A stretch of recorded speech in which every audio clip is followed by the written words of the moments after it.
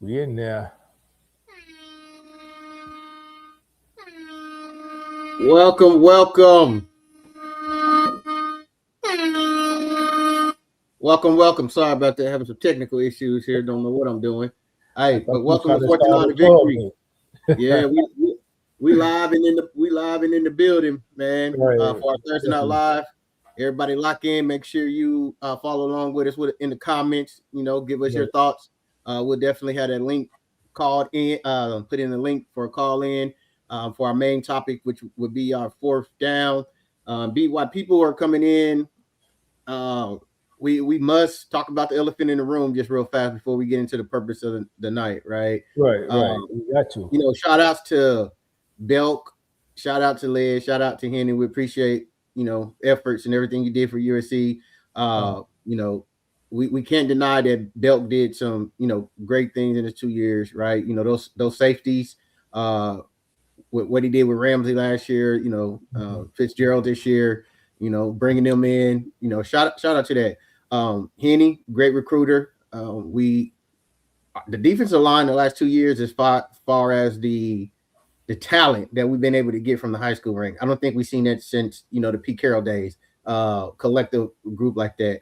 right. We didn't see it manifest on the field this year, but he left us with a stable of good players. So Yeah. no Yeah. matter how you feel about them, they are with some great recruiters. So shout out to them. Without going too far on what we're going to go in today, what was you shocked about the news yesterday when he took the commander's job and that he was leaving, or is something you were expecting was on the horizon?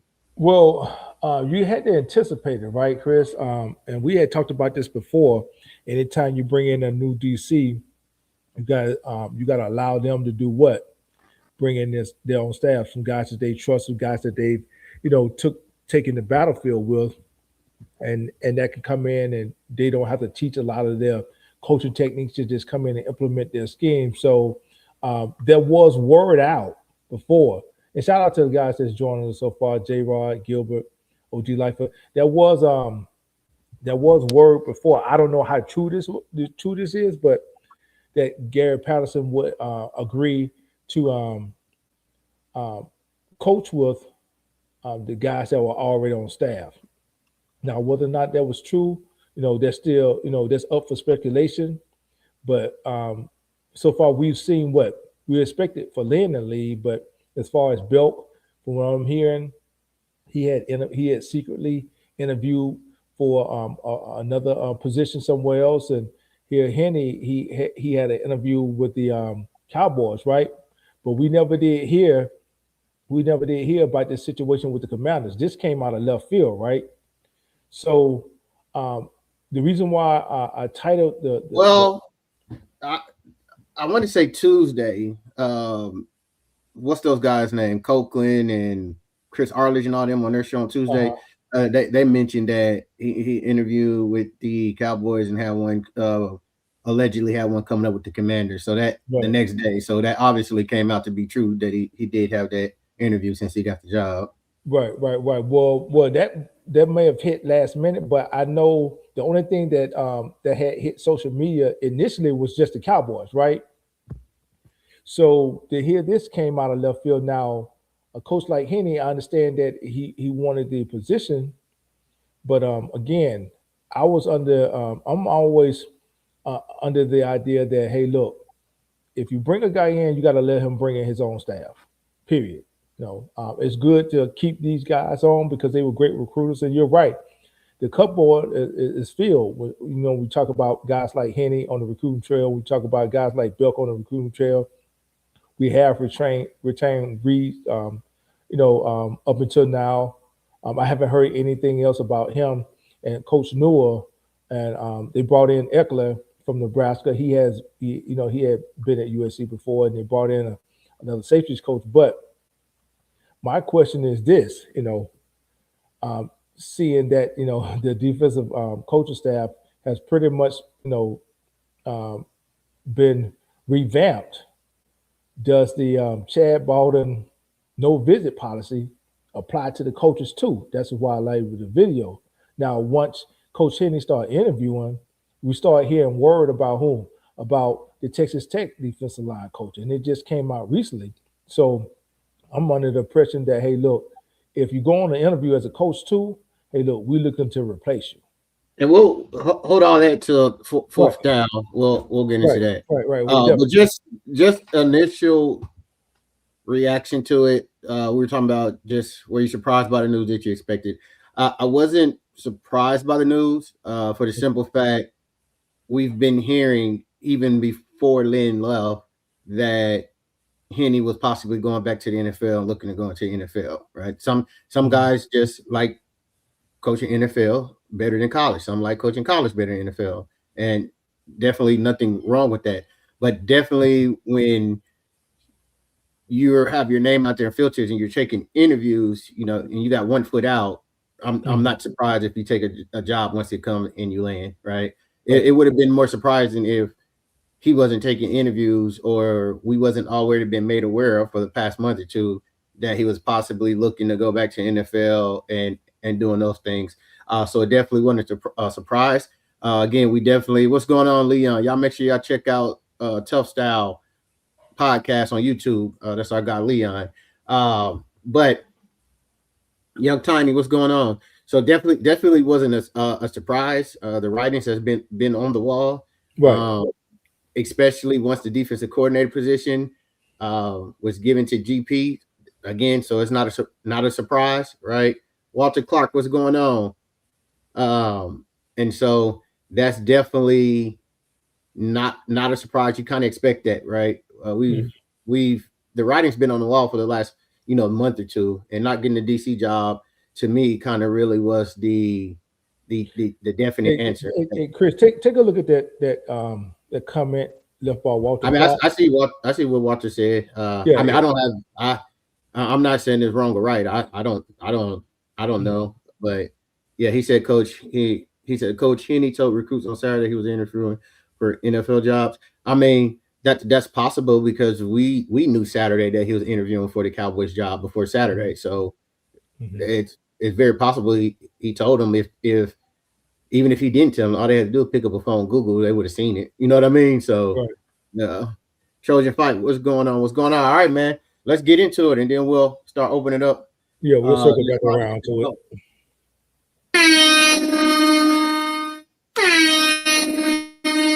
All right. First down. It's a 3-part question. So if USC reached the playoffs in 2026, what would be the reason? If USC don't reach the playoffs in 2026, what would be the reason? And if they don't reach the playoffs in 2026, do you excuse that? What would be the excuse to use for them not making it? Well, let's just go with the first part. If they don't reach the playoffs in 2026, well, if they do reach the playoffs, the first part is if USC reach the playoffs in 26, what would be the reason if they do make it? it'd be because of the new coaching staff coming in and helping Raleigh manage this team and changing the culture of the team, implementing the stand up. Again, we talked about this on last week. We talked, and you and I always, we talk offline. We talk about somebody coming in, generating a clean slate, making the playing field even for everybody. It's almost like having to go into a high school tryout, right? And everybody's starting over from ground zero. So you want to implement, okay, your standards, what the coaching staff expects out of you, what the culture is going to be around here. The GM, we talk about Chad Bowden, changing, shaking things up in the front office. And now that we got a coach that has more coaching experience, head coaching experience than Lincoln Riley, who's smarter when we talk about when it comes to, evaluating players, when it comes to preparing for the game, when it comes to clock management, the whole nine. He's going to come in and help what? Sharpen the tools. He's not coming in to help Riley protect his offense. Let's go ahead and get this clear up front. So in practice, we're talking about going, ones against ones, which is what we missed from that Pete Carroll era, right? And I hate to keep bringing up Pete Carroll, but that's the standard. That's the culture that he set. That's how he became one of the winningest coaches in college football. So if we do make the playoffs, it'll be because Gary Patterson came in and helped Coach Riley not only set a standard, but change the way football is viewed within the program. Now, if they don't make the playoffs, the second part, right? If they don't make the playoffs, we got to start looking at the head. You've been here. He's gone on his fifth season now. And we talk about, this is his third defensive coordinator. So it's only so many position coaches you can change, or so many coordinators you can change before the staff need the front office will start looking at you. Are you the problem? The reason why are you what's holding this program back from reaching its heights? Again, going on his fifth year, Riley has yet to make the playoffs. We got close his first year. We had Caleb um, got a Heisman Trophy out of it, but the same thing has plagued them since he's been at Oklahoma. No defense. So now we bring in a guy with as much experience in top five, top three defenses in the country while he was at TCU. He's got a bunch of resources at his fingertips. He's got more talent than he had at TCU. You come in, you don't win, still don't win, then you got to start looking at the head. Now, as far as there being an excuse for the third part of that question, there's no excuses anymore. I You was got to get right. it done. I was right. You was right. Uh, Yeah, it's no excuses anymore. You got to get this done again. Fifth season, third defensive coordinator. Now we're looking at the head coach, and you got to remember, um, Chad Bowden and Jen Cohen didn't hire Lincoln Riley. Riley was hired by the last AD who had to step down. I can't remember the guy's name. He came from what was it from Louisville? I think he came from Louisville.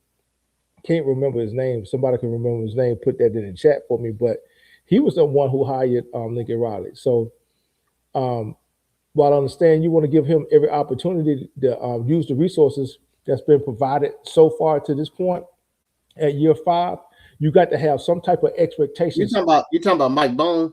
Yeah, Mike Bone, that's who hired Lincoln Riley. So when you talk about year five, you got to have some type of limits that you got to set on this. Okay, we've pretty much removed everybody, and we're still not, getting to, where we set out to be. So the last person that we have to evaluate is the head coach. So I think right now he's on the clock. I think right now it's set up for him to get to the playoffs. You got the entire offensive line returning. You got the quarterback returning. You got your two running backs returning, and you've pretty much gone all out on the defensive side of the ball.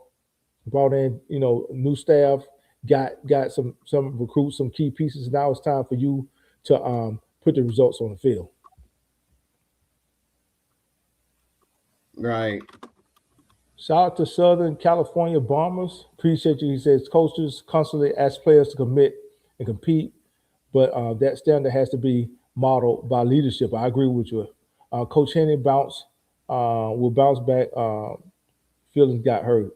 I guess he Well, was saying Coach Henny feelings got hurt when he had to leave. here's the thing. You can be right, Mhm. but we don't know all the behind the scenes conversations and Mhm. everything went wrong. We don't know what went into Henny decision to leave. Right? It's college football, guys. They coaches come and go. Right? Right, right. You're saying you want the players to commit to the schools, uh, and coaches should too as well. But you don't even have players that commit. You have players who leave after a year. Mhm. You know what I'm saying? So, but it's college football. It's part of college football. People come and go. It's going to happen for Mhm. whatever reason. But I can never fault someone for doing what's best for them, regardless of the Right, situation. Right? right. The guy was here. He did the best job he can do for USC. He continued to recruit for us until the day he got the job at the Commanders and left. That's all you can ask for, and wish Right. the man the best of luck in the NFL. And we got to go on with our life. He's gonna go and win. You can't fault someone for doing what's best for them, right? True. True. So, all right, for me, it's a lot simpler, right? If Yeah. USC reached the playoffs in 26, what would the reason be? It's simple. Our trench plays better.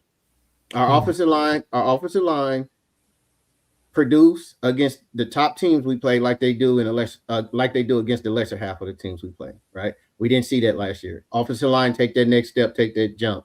When we play Oregon, Ohio State, and Indiana, I want to see rush lanes opened up like when we played Michigan State, Northwestern, and Mhm. the bottom half teams. Right? Right. Offensive line, we make it to the playoffs because offensive line going to take that step. They're not. When we play those good teams, they're not going to be getting beat by a 4-man rush, letting the team stop the run and get pressure with just 4 men, right? That's going to be the reason. Second, trenches on defensive line, stop the run, right? Front four play a whole lot better when than they did this year, right? Take that next step.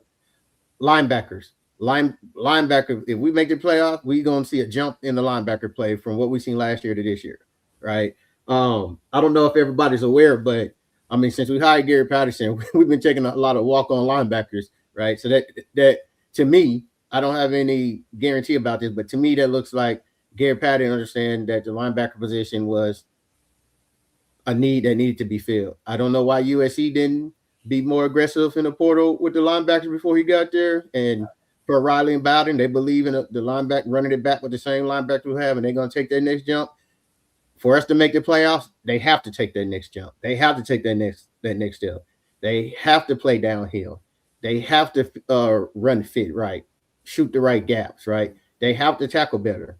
The last thing, if we make the playoffs, a bit of reason is the 2026 class is going to have immediate impact. It's going to be some players on there. That's a lot to put on a bunch of freshmen. I'm not saying the whole class, but here's the positions, right? Wayful, we all talk about Wayful come in, do his thing, right? Help on the edge, set on the edge, right? Be able to get pressure from the end, right? Give us better edge play. Wide receiver, any out of those 3 wide receivers that's coming, you know what I'm saying? They're gonna have to take that step to be that third wide receiver. You know what I'm saying? Booby, Mosley, you know, any of those guys. Like, in order for us, if we make the playoffs, we're gonna see some. We're gonna have to see some of this 2026 class have immediate impact, right? And I understand what you're saying, Leon. You believe in the linebackers. I respect your opinion, but I'm to the point now. I'm going off what I've seen, and in order for us to make the playoff run, the linebackers have to take a big jump from the front 7 do from what we seen last year. Well, we need some depth behind them too. What happens if Stevens and Walker goes out? Yeah. Who do we have behind them? And they have to, regardless of who's behind them, they have to make a big jump. And if we make the playoffs, that'd be a reason why. That the linebackers made a big jump, the front 7 on defense made a big jump and look a lot better than what they did last year. The offensive line, right, be able to play against the top tier teams like they play against the middle and the lesser half team, right, and open up some lanes and run the ball and not be dominated. And it's going to be some players off that 2026 class that come in and immediate contribute to the team. All right.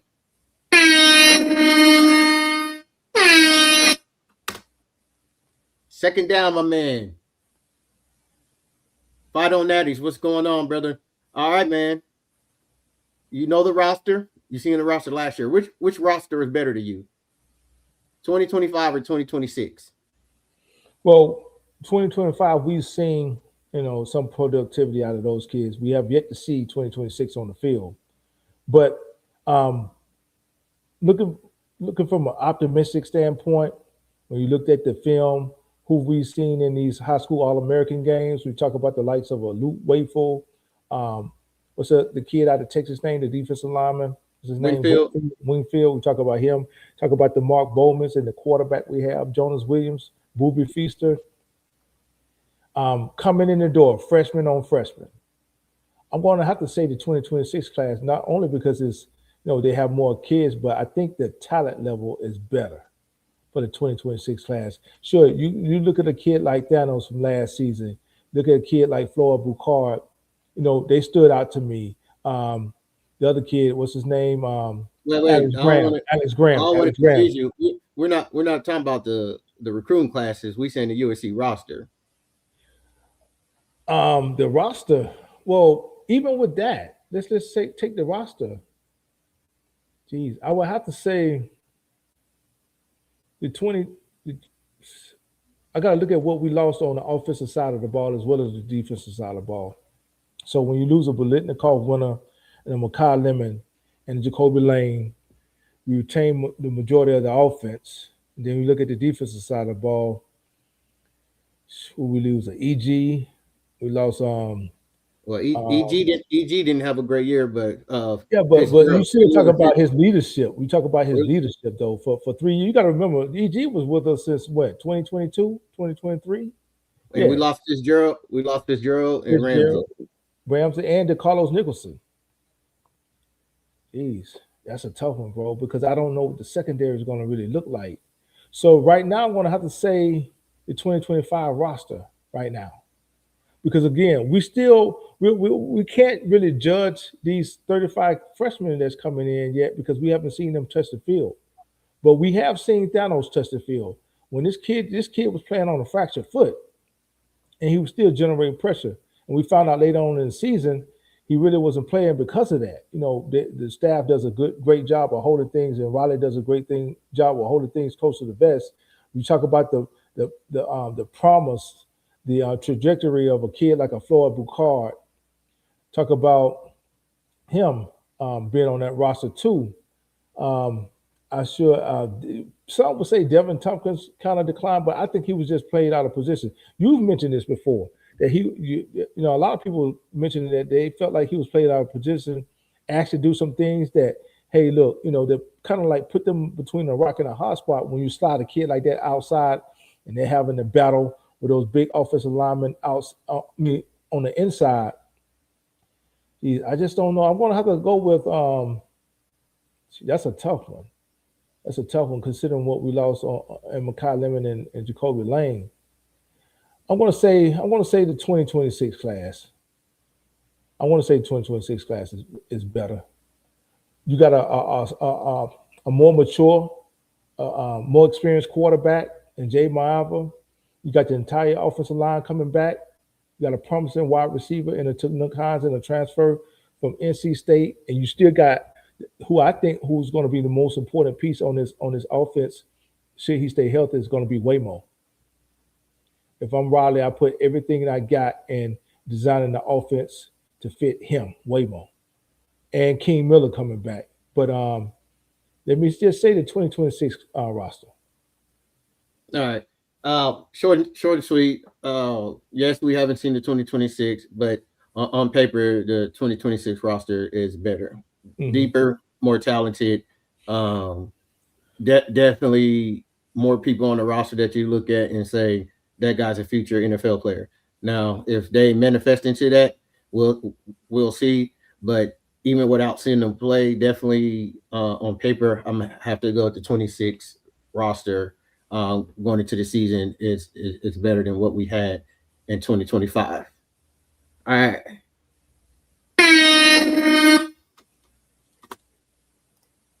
Third down.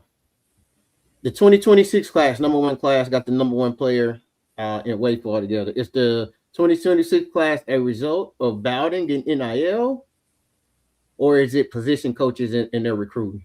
Which one do you lean towards as far as getting this 2026 number one class? Geez. I'm saying I'm gonna. Well, I tell you what, relationships are important, and you got to get the kids on campus. I agree with that 100%. But here's the thing. This is what I like to take out of the equation. If the money wasn't involved, which is NIL, everybody know what that is. If the money is involved, and the coach left, would the kids still stay? Probably not.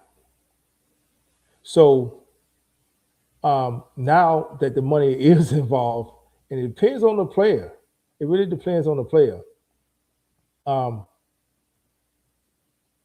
Even the kid that has the highest NIL will have to second think, if this coach really leaves, can I get that money somewhere else? And if I do get that money somewhere else, you know, what would the competition look like on that roster? Relationships are important. Don't get me wrong.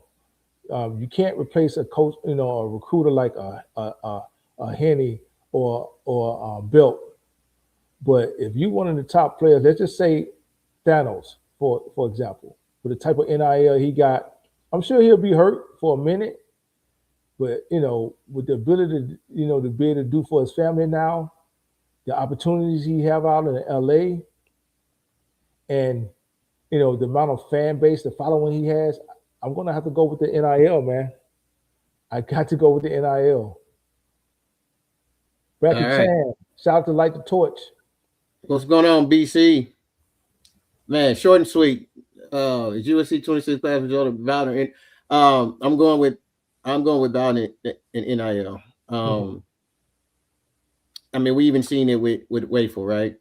He almost flipped Ohio State because of more money. We came back, he committed, right? So that tells Yeah, me that it's not built on relationship. It's the money, but right? you got to have somebody in your ear first, though, Chris. That's the main thing. Because you got to think. Hold on, man. Let me go. Yeah, You yeah. said I it's got, money. I got what you're saying. I got what you're saying. Go ahead. You right. Rock out. Go ahead. You said money. Let me go with that. Go ahead. I'm saying, yeah.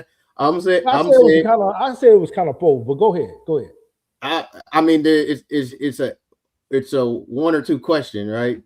And Right. I'm choosing Bowden in the NIL. Okay. We're in the era where these young people are not committing to university. They're not committing. They're committing to money, right? That's why you see so many people hop in the portal each year and all that. I can go get more money here. Their agents is talking to people during the season, tampering. How much can we get if we go here and this and that? That's all True. they doing. True. That's all they doing. So to me, yes, those guys were great recruiters. Love them. Definitely gonna miss them. Wish it could have worked out. Wish we could have won with them, and they still been here. But to me, the biggest motivator is it's not ironic that in the beginning of 2025 we finally got GM and got our NIL together, and then we start dropping all this number one class. You know what I Mm-hmm. mean? It's a correlation. And to me, NIL and having the NIL together, having the facility get built and almost finishing that, that's the biggest driver to me to this 2026 class. I mean, you look at it now, right? Getting ready for 27. Some of those coaches are gone, and yet we're still projecting to pull in some 4 and 5 stars that we're getting crystal balls for, Mm-hmm. right? So it's USC. Back in the day before NIL, USC campus, the program recruited itself, right? For years we were behind, especially with NIL and not having that together. Now that's together, we're still going to be able to get players. We're still going to be able to get recruits. I think NIL is the biggest factor here. Let me What ask part you a of question Columbus? before you move on. Let me ask you a question before you move on. I want you to take a look at what Walter Clark said. But my question to you is this: I don't see it. it's on USC the screen now. only. It's on the screen now. My question to you is this: if we don't have Henny last season, do you think we get Thanos? You said what now? If we don't have Henny last season, do you think we get Thanos? I don't know about that one. We're talking about one player, but I can tell you this: if we didn't Right, have right. our NIL, I can tell you this for sure. If we didn't have our NIL together, we don't get them with True, Henny being true, here. true. And I don't know where Walter Clark is getting that from about Mark Boldman taking less money to come to USC. He was saying that Walter Clark was saying that KDW, Caden Dixon Wyatt, and Mark Bowman took less money to come to the Yeah, UFC I don't know how accurate because that of is, the especially I don't know how relationship. accurate that is, especially about Bowman. Yeah, yeah, yeah. It's I don't know how accurate that statement is that they took less money. So I can't really. I'm not yeah. saying he lying. I haven't seen that. I have no way to verify that, so Uh-huh. I don't know how to respond to that because I don't know how accurate that statement is. Black and Chan says it wasn't all Henny and his relationships. He would have kept Isaiah Gibson. I think the other guy's name was Justice Terry, wasn't it? And the other Mm-hmm. one that we didn't get last year. We didn't have Yeah, NIL. yeah, yeah. That's what that's what I'm saying. Like, so to say, well, we have got Thanos without Henny, Uh-huh. don't know, right? But I know for sure if we didn't have NIL together with We Henny, wouldn't we got wouldn't have got Thanos. You know what I mean? right, right. I So, agree. You got a point. I agree. all right, let's get to the meat of this, and then we'll start putting the link in there for people to call in. But So we all know that when Bowden came, he implemented a system, right, for players. You Right. commit, you committed. If you go on a visit somewhere else, we consider you decommitted, and basically your scholarship offer, whatever's gone, we consider your decommitment. All right. So does Bowden no visit policy? Do you think it applies to coaches for how everything is playing out? That's the way it's looking, man. Like Chad Bowden came in, you stood on business. I know last so you and I talked about Chad Bowden establishing the culture. You say it's culture, I say, it's standards. You can look at it as one and the same, but it's looking that way. So first report came out when Belt left, a lot of supporters were kind of upset. He's a good recruiter. He's a great recruiter. He's a good coach. Why is he leaving? Then, of course, we talked about this earlier in the show about potentially there being some type of agreement between Bowden, Riley, and GP that GP would keep the staff intact to keep that continuity there, right? Then word got out. I don't know how true it was that Belt went and interviewed for a position, right? Next thing you know, he's been replaced. Now, there's been speculation that when Henny established that he was going to go view to get interview to get back into the NFL, automatically, we get word that there potentially could be somebody to come in and be a co-defensive line coach with Henny, right? And you and I talked, behind the scenes, and I was like, I've never heard of a co-defensive line coach. When did they start that? So it's starting to look that way that, whatever policy that Chad Bowden has implemented for the recruits, hey, look, no visit policy. You look somewhere, we're moving on. It looks that same way for the coaching staff. Hey, look, you start interviewing with these other places, we're not going to sit around and wait to see if you're going to take a job. We're going to start, looking for your replacements. And you can start the interview process all over again, which, from what I understand, the coaches had to come in and interview um, for the spots again. Well, I know Henny interviewed for the defensive coordinator position, but as far as that defensive line coach, I misspoke for a second, excuse me. But as far as that defensive line position, once I started hearing word that they were going to bring in somebody else to either be a consultant or a co-defensive line coach, I kind of anticipated that Henny would be moving on. Yeah. So for me, do I think it applied to coaches? It's very hard. It's very hard to tell, right? Because to me, it doesn't seem like coaches are being let go. It seems like coaches are leaving on their own because they don't want to be here anymore. That's what it Right? seemed like to you. It seems like the Doug Belt wanted the defensive coordinator job. He didn't get it, and so he was willing to, move on.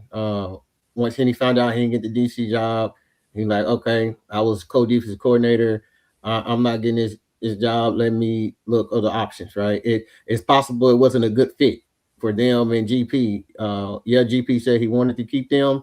So I don't know. We're not in those rooms, but it doesn't seem like to me it's unfolding like these coaches are getting fired. They're saying, hey, we're letting you go. We're bringing in somebody else. It seems more like the coaches are saying, I didn't get the job. I don't want to be here. I signed on to be with Lynn and this staff is gone. Let me look for other options and things to go.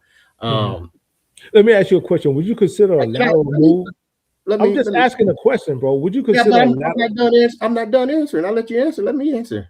Go ahead. Go ahead. Let me answer. Um, as well, and there's also that USC is protecting themselves, right? So if any business will do that. If it's a possibility that someone wants to leave and somebody wants to they're looking to go elsewhere and they're already got one foot out the door, they're interviewing and they're expressing that they want to leave.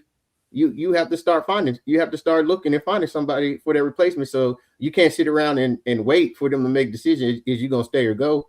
Is Mhm.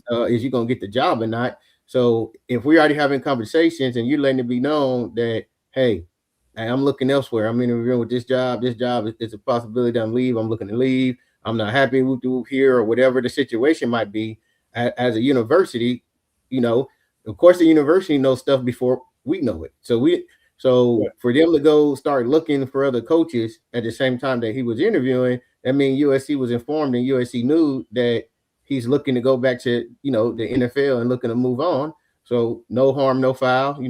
Ain't no hatred, but we're gonna have to find somebody to replace that.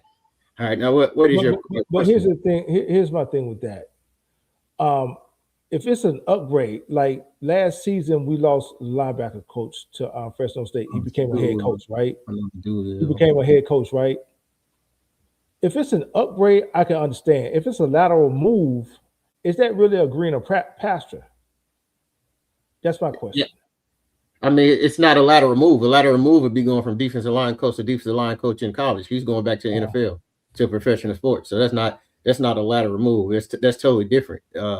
It's possible that Henny didn't enjoy even though he's good at it, he might not enjoy the recruiting trips and the developing all that. He gave college a try and was like, it's possible that NFL is more his speed and his thing and what he wanted to do, where you don't have to develop and you don't have to babysit players and deal with all that. You deal with grown men.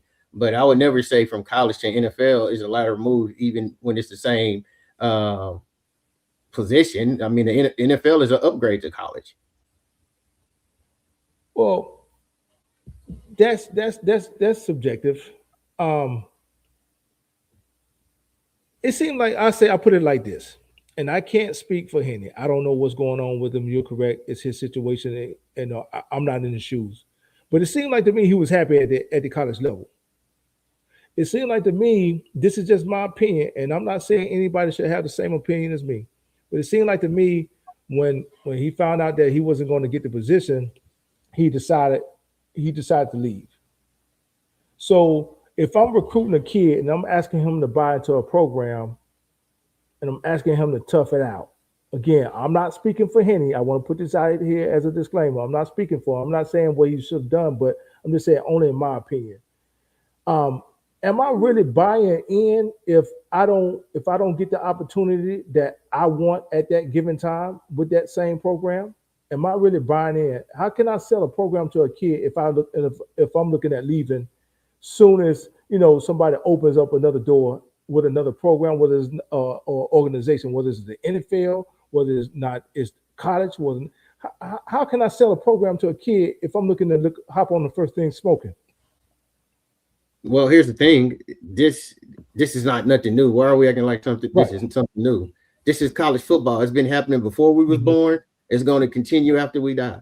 Coaches come, coaches go. This happened all the time. Position coaches come, position Mhm. coaches go. Head coaches come, head coaches go. This is not nothing new. It Right. happens. It happens in the NFL. It happens in college basketball. It happens in every sport. Not only just with coaches, players do the same thing. Players come, players Mhm. go. You know what I'm saying? Right. So it's not nothing new. The man did his job until the day he left, until the Commanders. The man was still recruiting his weekend. As far as he was a Trojan, he gave us the best that he can give. He was still recruiting to the day he was gone. Right? It's football. It happens. Right? Mhm. They Right. coaches leave all the time. Absolutely. This is not nothing. This is not nothing new. Right. I agree with you. I agree with you. It's nothing new. We see this all the time. It just it appeared to me that Henny was happy at SC. That's just my opinion. It just seems like So I here's the think thing. Oh, go ahead. yeah. Go Go ahead. ahead. I'll go when you're done. I, Where there's some. I just think that the policy has changed. It is not only applying to the recruits, it's applying to coach staff too. Again, you said it. You said initially you said USC SC had to do what? Protect itself. So if I found out you're interviewing, and I'm not going to tell you, hey, don't go interview, but if you go and interview and you're one of the finalists, should I sit around and wait on them to decide whether or not to hire you, and then for you to come back, and then you go and interview the following week, and then you go and interview the following week? You understand what I'm saying? At what point? At what point? If I'm the GM again, protecting the program, because you're right, coaches come and go. At what point do I say, hey, look, we're going to start looking for somebody else? I So understand what your aspirations are, but we got to protect ourselves. here's the reason. I said I don't know if it applies to the coaches, right? Mhm. Because I feel like that conversation, I feel like conversation was had behind the scenes that we're not privy to, and that Henny most likely let USC know he was looking to leave. So Mhm. it wasn't that they started looking because he went on an interview, but it's because they knew already that he was looking to leave to head back to the NFL, and Okay, they had that pre knowledge of it that's that fair. he gave him that much, and to say that Henny was happy at USC, looks can be deceiving. There's something in life called a silent frustration, right? You can live in a house with somebody and realize and not realize how unhappy they is. Not everyone verbalize their frustration, right? You could be silently frustrated, and there's possible he was the co-defensive coordinator. It's possible that he thought he was next in line for the job and he didn't get it, and he became frustrated with that, and he Mhm. he he might have didn't like how the process went. He might have there might have been some things maybe told to him that he didn't get, and with Right. that, he got a solid. He was frustrated about it. Of course, Mhm. but as being a professional, you don't air your business out in an interview or on, what I'm saying, online and say, "Oh, I'm mad about they did this." You play your cards right. You do what you got to do, and you agree to move on, and you do what you got to do. Mhm. I mean, because I'm telling you this, right? Before somebody physically leaves, they have already mentally, emotionally left. Right. The physical leaving is just the result of them being emotionally, mentally gone. Yeah. That's just the physical leaving is the result of them already being emotionally, mentally gone. And so he could have been silent, frustrated over this whole process and not being named, and was already mentally, emotionally checked out, and went on and did what's best for him. But again, no hard feelings for someone to do what's best for them. We wish Henny, we wish all the coaches, all the former players, the best of luck. But this is college football, man. This is the business of it. It happens. I But mean, I don't even know what Carter time, but I can't catch up. I'm trying to talk and read. I can't keep up. it's going I fast, know man. he's saying something funny because he keeps saying laugh out loud, so I don't know what he's I saying. think he responded to somebody in the chat though. He responded to somebody in the chat. But you can go ahead and drop that link. We got Now, man, I think one of the last holdovers, well, two of the last holdovers is who Noah and Reed, right? right. But So Noah wasn't Noah on staff before this staff came. was Noah was he? already on staff. I thought he came with Rowley. No, no. Oh, I thought you meant the holdover from the Lynn group. No, no, no, That's no. what I'm saying. I'm That's what talking I'm about as saying. He far was as on like staff. I'm saying he was on staff before I'm, Lynn came. I'm talking about post. I'm talking about post Gary Patterson coming. I'm talking about after GPK. I think Noah and Reed is two of the last ones, right? So Reed is the last one from the Lynn staff, but Mhm. Noah's still there. Noah was there before Lynn staff came. Right, right. Exactly. Okay. Okay. Yeah, I just dropped that link in the chat. You guys hit the link, come up, give your opinions on it.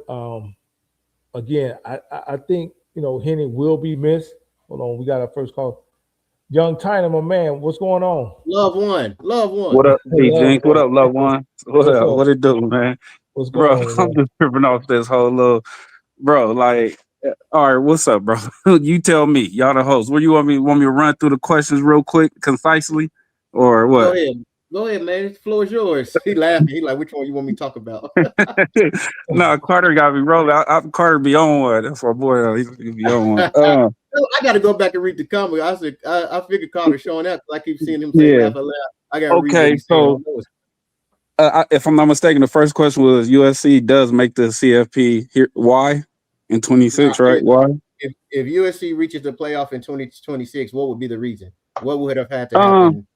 I would just feel like it would be multiple key factors. I would feel like I had to go back to the elite recruiting class and talent infusion that we have coming in. Yes, we had a number 126 class, but we got some ballers from 25 holdovers too. I mean that'll be there also. So I would say for the last 2 years, the talent infusion and the elite recruiting that we have nationally, given our head coach Lincoln Riley, one of the most talented freshman groups in the country, both on offense and defense, coming in. Now, I hear a lot of people say, "Oh, we can't depend on freshmen." This, and that. I disagree. Now, I'm not saying that the whole freshman it just because it's the number one recruiting class, they all gonna come in and start and play or get significant time. Yes, we're gonna have red shirt. Yes, we're gonna have players that don't get run, even though they're in that number one recruiting class. But I know for a fact, and we've seen, bro, that if you that dude, I don't care if you're a true freshman, you could come in and you could contribute. You know what I'm Right. saying? We just seen a 3-star receiver at Miami do it, right? Right. Okay, we done seen it plenty times at SC. We done seen true freshmen come in and do their thing. Okay, so I don't get the mind frame out that a true freshman, especially if they come in early. Now, if they come in late, like oh boy, that D lineman that thought he was just already set to come play, the one that just hit the portal, I forgot his name. Oh, Yeah, not yeah. Gus. You talking about Gus? Yeah, he came in late. You came in, you wasn't even there in the spring. You came in late. You know what I'm saying? And just thought you was just about to come in and just play. Like, you know, that's true. If you come in early, man, like right now, those 32 that's in there now, that's already on campus, that's already doing winter workouts. They got a head start. That's just the Yeah. reality. That's You know true. what I'm saying? Like Yeah. like Nathaniel's and somebody like that. So okay, that's one of my reasons. The quarterback continuity, getting Mayava back and his improvement. Okay, that would be a reason.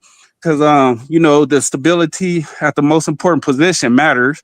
Okay. So his development is key to a CFP run. So that's continuity, getting him back. Of course, we know the offense firepower under Lincoln Riley. I think somebody brought up Wayne Moe earlier, and we know the other influx of talent that we still have there, including our offensive line and even though losing the Blinker Call for Award winner and Jacoby Lane, who's another top receiver, you know, and then bringing in, the transfer to help us, and along with, the other influx of talent that's on a roster from last year and that's coming in this year. So like that'll be cool, and then the new facilities and we still got recruiting momentum going right now. Now I don't know what's gonna happen now, but those are reasons, those are just reasons I could think of right And, now. and Okay. so If they we're uh, gonna get everybody else to answer the question. So we'll get you to Oh, part B of the Leon was question. next. Leon is next. Yeah, we'll get you to part B of the question. Try to keep your answers okay. straight to and That's why I kept so, it straight to the yeah. point, concise like So, that. All right. part B is that if USC don't reach the playoffs in 2026, what would be the reason? And if they don't, is there any excuse? All right. Part B, real quick. I feel like it'll just be due to the brutality, difficult Big Ten schedule we have. Having the top 10s, that could be our reason of going or a reason of not going. You know what I'm saying? The road games in Penn State, Indiana, like we have a brutal schedule. Everybody know that. All right. So we have must-win games against other CFP contenders that we have to win. Another key factor, I'm gonna say this because it can hurt us or it can help us. The coaching turnover, staff instability.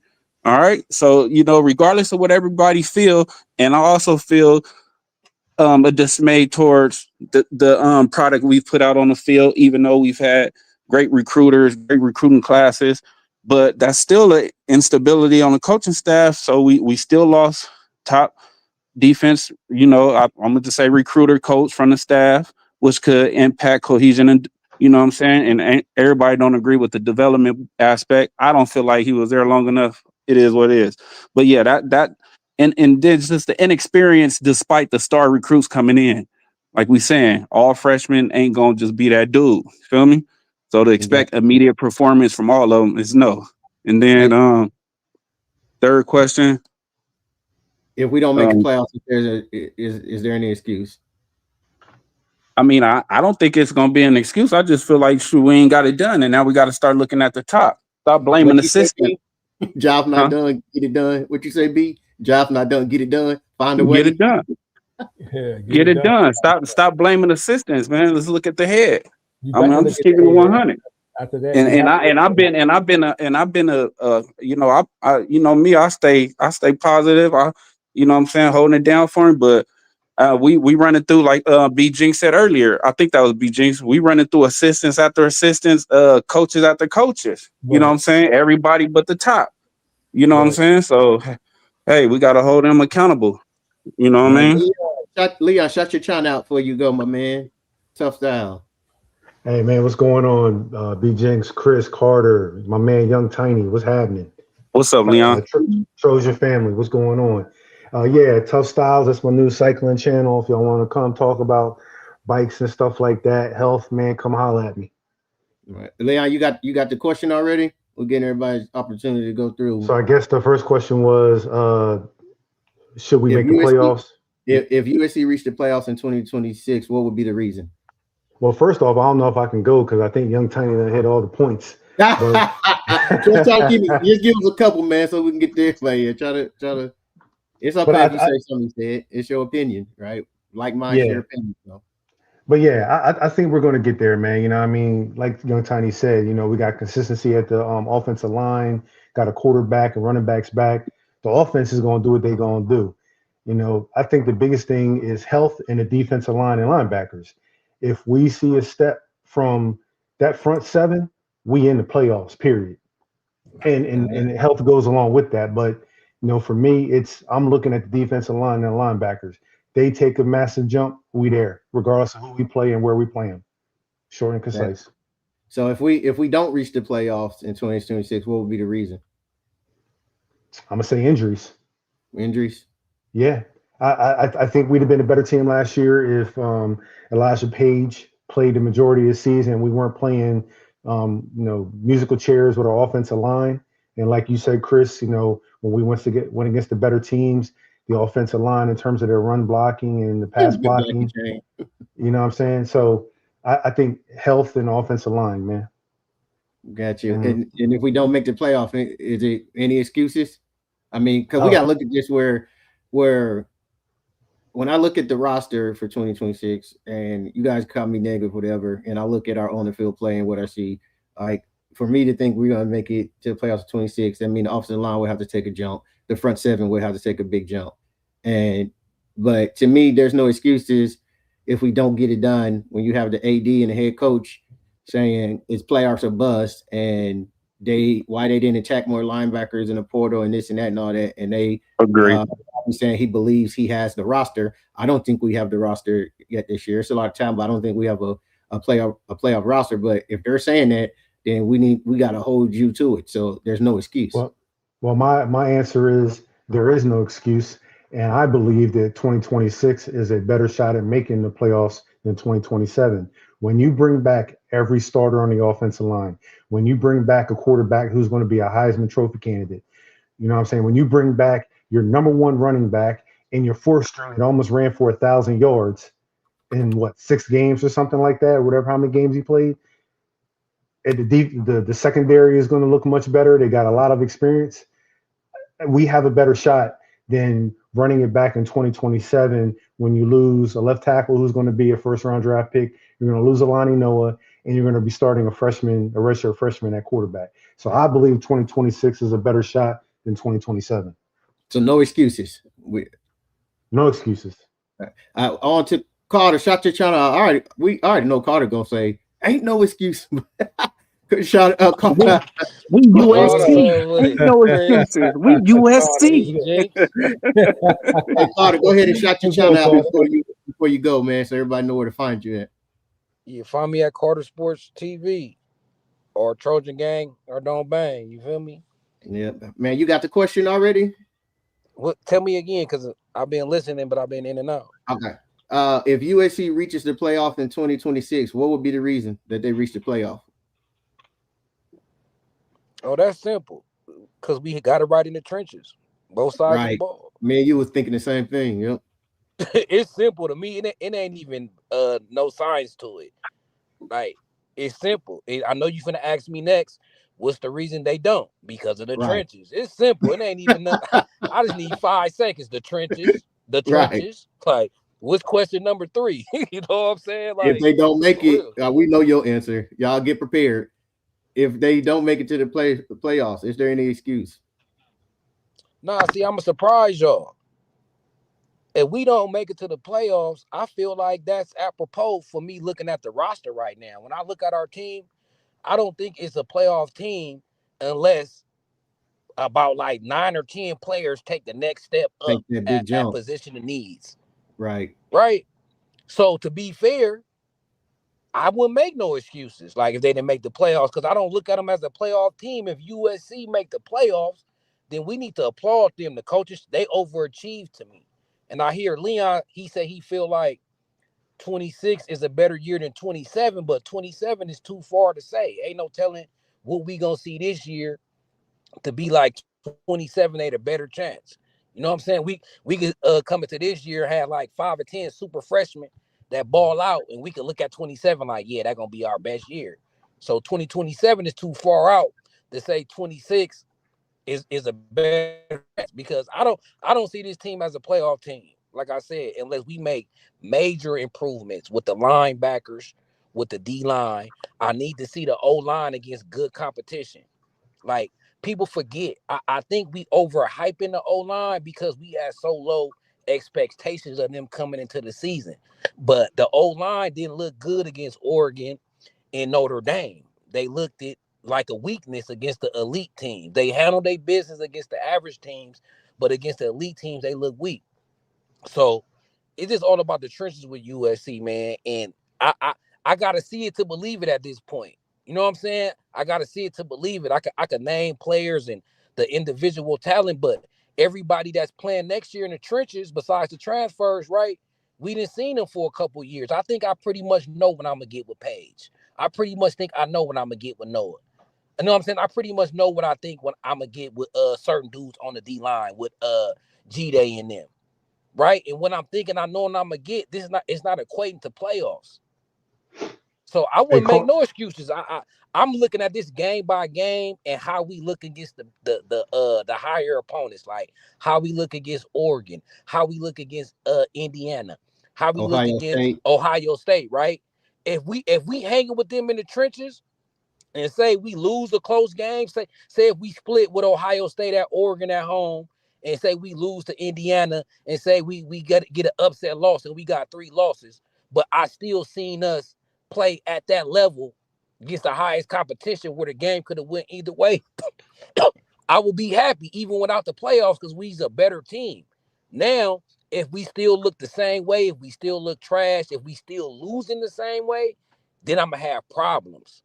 That's my only thing. We got to make improvements. We can't keep losing for the same things. You feel me? So my glaring thing is the trench play. If we happen to look good in the trenches, but still, maybe come up a little short 10-2 and 9-3 and don't make the playoffs, I ain't gonna be mad. It's all about progression and baby steps, right? I seen what Harbaugh did with Michigan. So it's just about leveling it up every year, and we got to lower our expectations. I don't know why we think it's playoff or bust next year, because we on the Lincoln Riley time frame and we looking at Lincoln Riley. But we just got our stuff together last season. So I'm confused when y'all talk about is it playoff or bust? Even and not just y'all though. Hold on, I'm gonna stop. But even Chad Bowden and Lincoln Riley was saying like, yeah, we expect to go to the. I'm like, shut up, because your roster don't look like it could back up what y'all talking. Right. And y'all just gonna make people get on y'all like Riley, Chad Bowden. Y'all said anything less than a championship is a failure for USC. So even if we make progress, people still gonna look at it like y'all failing. Like, we need to lower the expectations, man.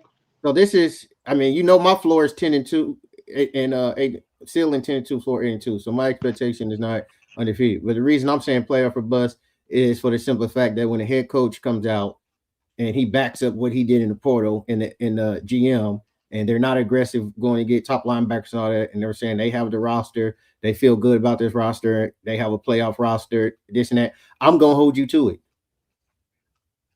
So when you have the GM and the head coach come out saying this playoff or bust, then we're going to hold you to what you say and judge you off what you said. And I know we got to take that with a grain of salt, right? I'm like you, Carter. I don't believe we have the roster. But again, I'm going to hold them to it because this is what they're putting out. And I know you can't just believe everything, because what we hear all last year, this defensive line going to be the best in the country. This defense is going to carry the offense. The offense is going to struggle. We got a question about offensive line. It was the total opposite. The defense was atrocious. So, that's why even on record prediction, everything you hear me say, I'm waiting to week 0 till I see them on the field. Uncle Boone, what's going on, man? Is that Uncle Boone? It looked like a skeleton. I can't really see that picture. What is it? That's Uncle Boone. Okay. Yes, mate. Welcome, man. Uncle Boone, shout out your solar company and business before you dive into the question where everybody can find you if they need solar. Semper Solaris. That's what I work for. Semper Solaris. All right, you got the questions or What's just go ahead and run down the question for me. all right, the first part is if USC reaches the playoffs in 2026, what would be the reason? Trench play. Yep. That's simple. And if they don't reach the playoffs, what would be the reason? Trench play. You sound like me and Carter. because I believe the reason why everyone's coming to that consensus is because the defensive line and the linebackers, well, just excluding because that's in trench play, they haven't been able to stop the run. And the offensive line against the good teams, as Carter stated already, they weren't able to run against those elite D lines. So that, raises up a red flag. So if they can improve on that this year, both sides of the trenches, I think we'll be fine. But if they don't, and it's the same old thing against Ohio State, Oregon, and Indiana, because those three teams love to run the ball, it's going to be the same stuff going over and over for this year. Got you. And if we don't make the playoffs, is there any excuse? No. None. Not in year 5. Got you. That's what I've been saying. This is year 5 for Riley, man, and he's gone now through 3 defensive coordinators. We're on our 3rd defensive coordinator. There's no excuses now. So whether we got the roster or whether or not you guys feel like we got the roster, I think that's your opinion. You're entitled to it. But at some point, you got to hold the head coach accountable. Yep. At what point are you going to start looking at that head coach? After you change, position after position, we talk about the standard, right? Building the standard. Obviously, after year 5, if we're not successful to even reach the playoff, it's not working under this guy. It's time to pivot and go somewhere else. Again, remember, Cohen and Bowden didn't hire Riley, meaning that he's not their guy. That was Mark Bone. What was his name? I think his name was Mark Bone. That's who hired Riley. There's no excuses after this season, man. And again, I have to agree with Leon. We'll be losing a lot of production next season on the offensive side of the ball. You talk about losing Myra. You talk about losing more than half of your offensive line, and maybe even 1 or 2 of your running backs. Waymo could jump. King Miller could jump to the league. Then what? Nothing that will level match. At what point do you hold a head guy accountable and say, hey, look, we haven't seen it under you. It's time for us to go in a different direction. Or you gonna wait another 2 years, another 3 years? When is enough? They're gonna wait. They're gonna probably wait till after year 7 where that buyout ain't as steep. That could be possible. Hold on, Carter, let me ask y'all. Yeah, go ahead. Yeah, I want to ask you something, and everybody. Mm-hmm. Before I put out you there, breaking like, up real bad, Carter. Carter, You breaking up real bad. USC. I'm breaking up. Yeah, you gotta say it again. Stay right there. I'm good. Yeah, you're good now. Go ahead. Nah, I just wanted to say I used to be Lincoln Riley's biggest critic. But what if Michigan said after year 5 with Harbaugh, didn't it take Harbaugh to year 7? Something like that. And I'm just throwing it out there, like I'm in the middle with Riley. But like, it only took Signetti 2 years. So what do we put him over? Yeah, you can't use that though. But what I'm saying is this: he used. Hey, Carter said, "Don't bring Signetti up." He introduced another variable into this though, young Tiny. So I got to be able to counter that. So if you talk about Harbaugh on one end of the spectrum, we got to be able to use Signetti on the other end of the spectrum, bro. That's all I'm saying. Brian, they gave Signetti the NIL up front. They made Lincoln Riley wait 2 years. You guys just talked about getting those top recruits, and was NIL the way to get them? When they had Justice Terry and all those guys committed, the reason why they fell through is because the NIL wasn't there. You know what I'm saying? 2024, they weren't getting those premium high school players because there was no NIL. When Signetti went to Indiana, they gave him everything he wanted. So you can't compare the two. You can't. If Lincoln Riley had got the NIL he got this year in 2022 when he first came in, he probably should be out of there. But he didn't. He didn't have the backing of the school. He didn't have the backing of the boosters. or the He didn't have a facility. general manager. He didn't have the facilities. So you can't compare Signetti and Lincoln Riley when it comes to that kind of stuff. And still went 11-3.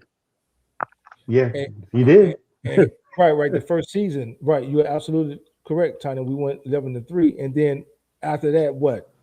With the Heisman Trophy winner, it's been the defense. Riley has been doing the hiring. He the one who brought Grinch over from Oklahoma. No one told him to do that. He saw Grinch's work at Oklahoma.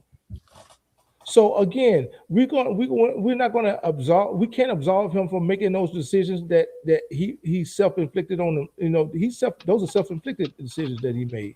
That's not the Let me ask a quick question. Yeah. If things are successful this season, y'all, with the Gary Patterson and bringing in his little different guys and Right. all that, what's the narrative gonna be? See, that's what we was missing. The experience D coordinator, this and this, or is Henny and them gonna be forgot about the talent influx that they brought in the last 2 years? You said Or y'all if just gonna it say, oh, is they or if wasn't it's not. developed?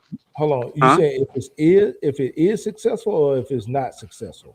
Say I mean, I'm right with whatever we doing, so I hope it's Right. successful. I'm saying though, what's the narrative going to be if it is successful this year? If we go to the CFP, if the defense is way better, like, is it going to be the narrative going to be, oh, see, that's what we needed, Gary Patterson and his guys, or is it still going to be some type of flowers to Henny and them for what they've done the last 2 years as far as bringing in that talent influx? Hey, So young to me, Tiny, young What's Tiny. up? The, Chris, to me, it's gonna go ahead. to me it's gonna be both, as I stated on here. Shout out to those guys. Yeah. They were great recruiters. They left us with some good people, especially on the defensive line, with an influx of good talent. But what the answer is going to be if GP come in here and he can get to pull the best out these guys and have this defense playing around and playing better, it's going to be, yes, we had the talent, but unlike the last staff, they were able to bring the best out this talent and get them going and utilizing them and utilizing But the best way. I feel like Lynn is like sliding through the cracks though. I feel like everybody going straight to assistants and position coaches. Ain't nobody No. talking about Lynn. It was hard What to it is. coach with Lynn. I'm gonna tell y'all something that I know. Like, bro, they was clashing, bro. It's hard to it wasn't Yes. like everybody think, bro. I'm But telling you. And yeah, what I'm saying, young Tony, is we talked about uh-huh. Lynn. We talked about Lynn last week and the week No, before. I know. I'm not saying you guys in particular. I'm saying the reason why is because at this point, Lynn is kind of old news. He was the first one to go, and so these position coaches are the most recent. So they're getting more of the attention because it's more fresh and something new to talk about. I mean, we talked about Lynn. We talked about Lynn as a USC community for like a whole month to nausea. You know what I mean? Like, we beat that dead horse. So now that you got new things going on, I sparked that. No, not very rightfully so. I know that, but it's a lot that I'm seeing, man. It's like, hey, I don't know, bro. Hey, young Tiny though. What's Young up with the Tiny, Carter? if we make the playoffs, I'm just gonna be feeling like, hey, we back. I ain't finna be worried about the past.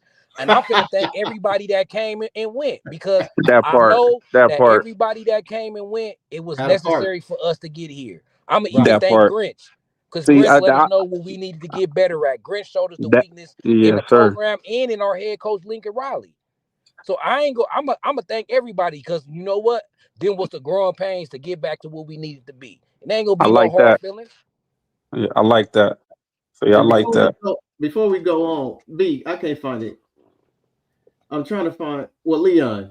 I don't want to misquote you because I see you comment my name and I want to respond to it, but I don't want to misquote you. I want to make sure I get full understanding. We got Jen Cohen, man, in the trap.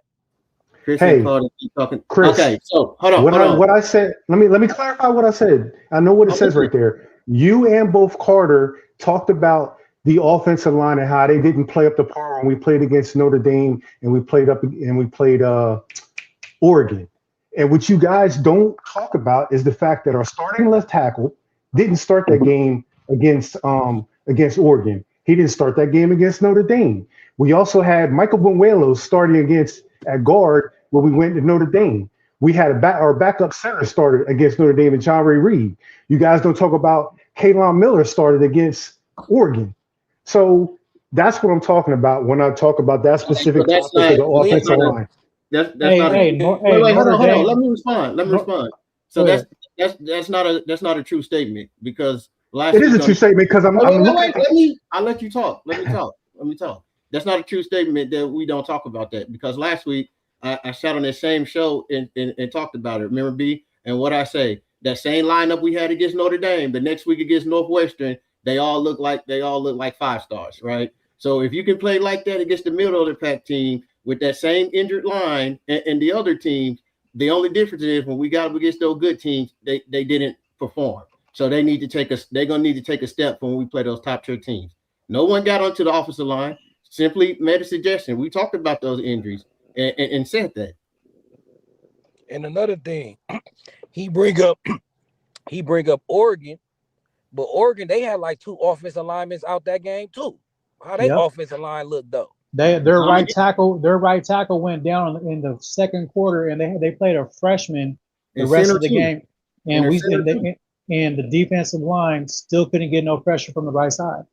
Notre Dame played a backup. I'm talking about USC's offensive line. Hold on a second. Yeah, but like there are similarities across good teams. Hold on a second. Hold on a second. We got a Ducks fan. Looks like there's a Ducks fan in the chat. Hey, we appreciate you, Oregon fan. Go ahead and hit that subscribe button for us, though. Hit that like and share it with your Duck friends, okay? All right, go ahead. I think Uncle Boone was responding. Go ahead, Uncle Boone. Yeah, like I said, I mean, regardless if we're talking about USC or not, I mean, when you have other teams that play other backups for injured players and they have success, there's no excuse for USC not to have the same thing. It doesn't matter how you try to spin it. Notre Dame played a backup. No, Notre Dame played a backup center against our starting D line, and he literally gave up no pressure. He opened up holes all game. It doesn't. So at the end of the day, you really can't use that excuse because it does matter when other teams use backups and they succeed against us. So at the end of the day, health is health. Yes, that's cool. But when other teams do it, when they're unhealthy and we can't produce against it, there's a difference in it when it comes to that. Uncle Boone, you have to talk about what kind of experience they have. Has that guy been playing all year? You're talking about a guy at Micah Buenuelos who hasn't been able to crack the starting lineup in 2 or 3 years. He's been injured most of his time at USC, and then we put him in the game against Notre Dame, expect him to ball out, and he didn't. We moved our starting left guard to tackle, and everybody knows that he's not a tackle. He's a guard, which is why he doesn't start at right tackle. And we're starting as freshman in Justin Tuano. Tobias Raymond, yeah. So it does matter. It does. It don't. Okay, but anyway, Leon, hold on, Carter. Because I think we're all missing what we said. No one was downplaying the offensive line. We saying for next year, what we've seen against the elite talent, that offensive line has to take a jump. And I believe everybody in USC Nation going to agree to that. They have to take a jump next year. And Chris, what I'm saying is the guys that we're talking about are not starting next year. Okay. Elijah Page is starting. My man starting at guard. Killian starting at center. We got Alani Noah and Justin Tuano. 2 of those guys didn't even. So Leon, one of those guys didn't play against the 2 teams that we're talking. He didn't play against Oregon or. Okay, so Leon, let me ask you this. So with the production we got from the offensive line last year, without taking a jump, without getting better, you think we can go through that schedule next year and make the playoffs? If we have our starting offensive line that I've been talking about since I've been on you guys' show, the 5 guys that we're bringing back, if they stay healthy, we're in the playoffs next year. And I also said the caveat, it depends on the defensive front 7. I said that. No, but what I'm asking is, if we get the production, what I'm asking is, if we get the production that we got from the offensive line last year, with those 5 guys in 2025, without them taking the jump, taking the stride, getting to the next level, you saying with the same?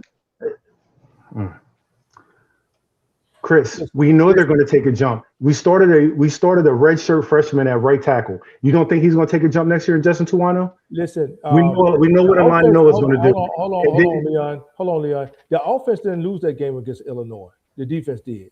Even the game against I didn't say nothing about Illinois. I'm speaking towards those who think we won't make it to the playoffs. again, and we look at that last year's schedule. The offense didn't lose that game against Illinois. The defense did. Even against Notre Dame, we went ahead. You remember we didn't lose that game. Sure, we gave up 300 yards on the ground, but we went ahead. The offense has always done their job. I don't have any reason to doubt that Lincoln Riley can't put points on the board. So our issue is not the offense. I think the offense is going to do their thing. I think they'll be fine. Even with them playing subpar in a few spots or a few games, I think we've always done enough to win a game. It's always been. Yeah, I know. I agree with Chris on this one. We became one-dimensional. We couldn't run the ball with the same efficiency. We wasn't talking about what offense or defense, what cost the game. What we're talking about is it's saying in order for us to make the playoffs, what do USC, if USC makes the playoffs, is the reason that you'll think why, right? And it's simply the offensive line take that next step, right, to be dominant, open up holes against the bigger team, the better teams, right? Defensive trenches, linebacker play. That's fair and that's true. I understand that we talked about it last week, the injuries that we had in those games when we played those better teams. My thing is that those same players that played in that game, they played in either the game before with that offensive line lineup, or the week after with that same lineup, and they were dominant against the lesser team. So to me, more than injuries, it was more about who we were playing and the elite up fronts that we were playing. Leon, who are starting five in the trenches? Name our starting offensive line. Justin Tawanu. All right, slow down. He need to Justin get better. Tawanu. He need to be better. Alani Noah. He need to be more consistent. 1 minute he look great, the next minute he getting blew up. Killian O'Connor. His ceiling is low. He do a commendable job, but he got to stay healthy. Yep. Keep going. I forgot the left guard, and then we have Elijah Page. Tobias Raymond and Elijah Page. So, like I said, Elijah Page didn't play after Michigan. So we keep talking about being more consistent about those better teams when the guy who's going to probably be a first-round draft pick didn't play since Michigan. And then we moved the starting guard to left tackle, and he's not a tackle. So this the thing, Leon. Like when I'm watching the game, though, these same starters, I didn't seen them getting whooped. Like I said, Elana Noah, he got great talent, but he be inconsistent. Justin T, he's still developing. He ain't already there yet. Killian O'Connor, he a backup on most championship teams. Let's be real, he a backup, but he good though. But he'll be a backup on these other elite teams. Tobias Raymond, he'll be a backup on most playoff teams too. The only dude on our offensive line that will start on Indiana, Miami is Elijah Page. Everybody else will be on the bench. So that's why I said they need to be better. And I didn't see them individually when they wasn't hurt, and I seen them get whooped. I seen them, you know what I'm saying? Especially Alani Noah. Carter, all I'm bringing up the fact is we're bringing up the fact that the offensive line didn't play well against Oregon and didn't play well against they didn't though. Notre Dame, when guys were playing out of position and the starting left tackle, who's going to be a first-round draft pick, if he stays healthy, didn't play. That's all I'm saying. But what you started realizing though, the starters that did play, they was getting whooped though. I can see if the offensive line was struggling only because of the backup was getting whooped. The whole line was getting whooped. Like, bro, we started Kalon Miller, who's a 5'11" walk-on guy at guard. We started Tobias. We started Michael Buenuelos, who's no longer on the team, at left guard against Notre Dame, getting whooped. First start ever. And you're comparing that to what's coming back is going to be starting in 2026. But that's what I'm saying. And also, let me segue on that, Leon. I'm also hearing like y'all making it seem like our old line was just bad. Like, bro, they were productive enough in 2025. Everybody was raving about Jaden Mayava. Let me finish. Everybody was raving about Jaden Mayava having the highest QBR, right? We got the Blinker Cough Award winner, right? We had almost 1,000-yard rusher till he got hurt. Then we had a walk-on come in down there, get 1,000 yards. Okay, so it's like I don't just see them being bad like that, bro. They if I'm not mistaken, the unit made the Joe Moore Award mid-season honor roll. Like they was showing strong pass protection and run blocking. Let me finish. Even while dealing with multiple lineup changes due to injuries, they protected Jeremiah well, resulting in one of the nation's least sacked passers, and opened up the run game effectively despite missing starters at multiple times. Yes, they need to be So better, here's but what y'all everyone just is missing. talking. Here's what everyone's missing. No one is saying the offensive line didn't perform well with all the injuries. No one is not saying that in those big games that they didn't have injuries. What we're saying is that in order for us to make the playoffs, the offensive line needs to take a step. And what we're saying is the offensive line didn't keep us out the playoffs, though. That's what okay, we're but saying. this is what we're talking about for 2026 and the schedule that we have to come up. That we're not saying that the offensive line kept us out of the playoffs, but what we're saying is one of the key things that needs to happen for us to make the playoffs in 2026 with the front seven on defense is also for the offensive line to take the next step. Because even when we played those teams, we became one-dimensional.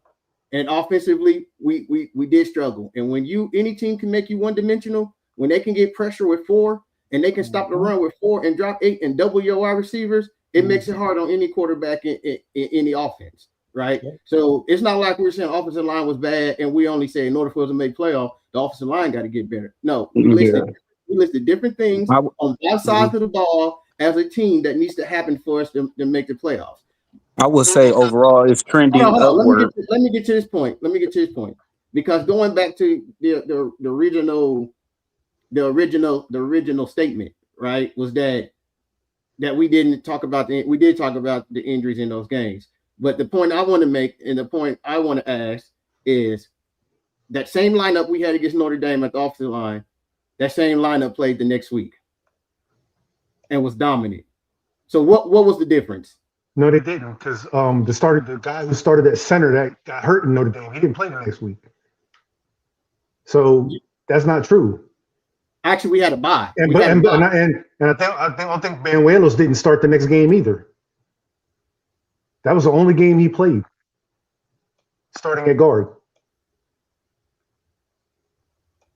I don't have to double check that because I know we ran back that same injured line the week before Notre Dame or after Notre Dame. I gotta remember to look at the schedule because I think we had a bye after Notre Dame, or did we have it before? I can't remember. But all I'm saying that it's safe to say that our offensive line is a growing strength. They're trending upward, and it's like, yeah, like they don't just have a glaring weakness. That's what I'm saying. Like I get what you're saying. The consistency everybody needs to take a step. Let's keep it real. But what I'm saying is, it's just not like they were just down and out.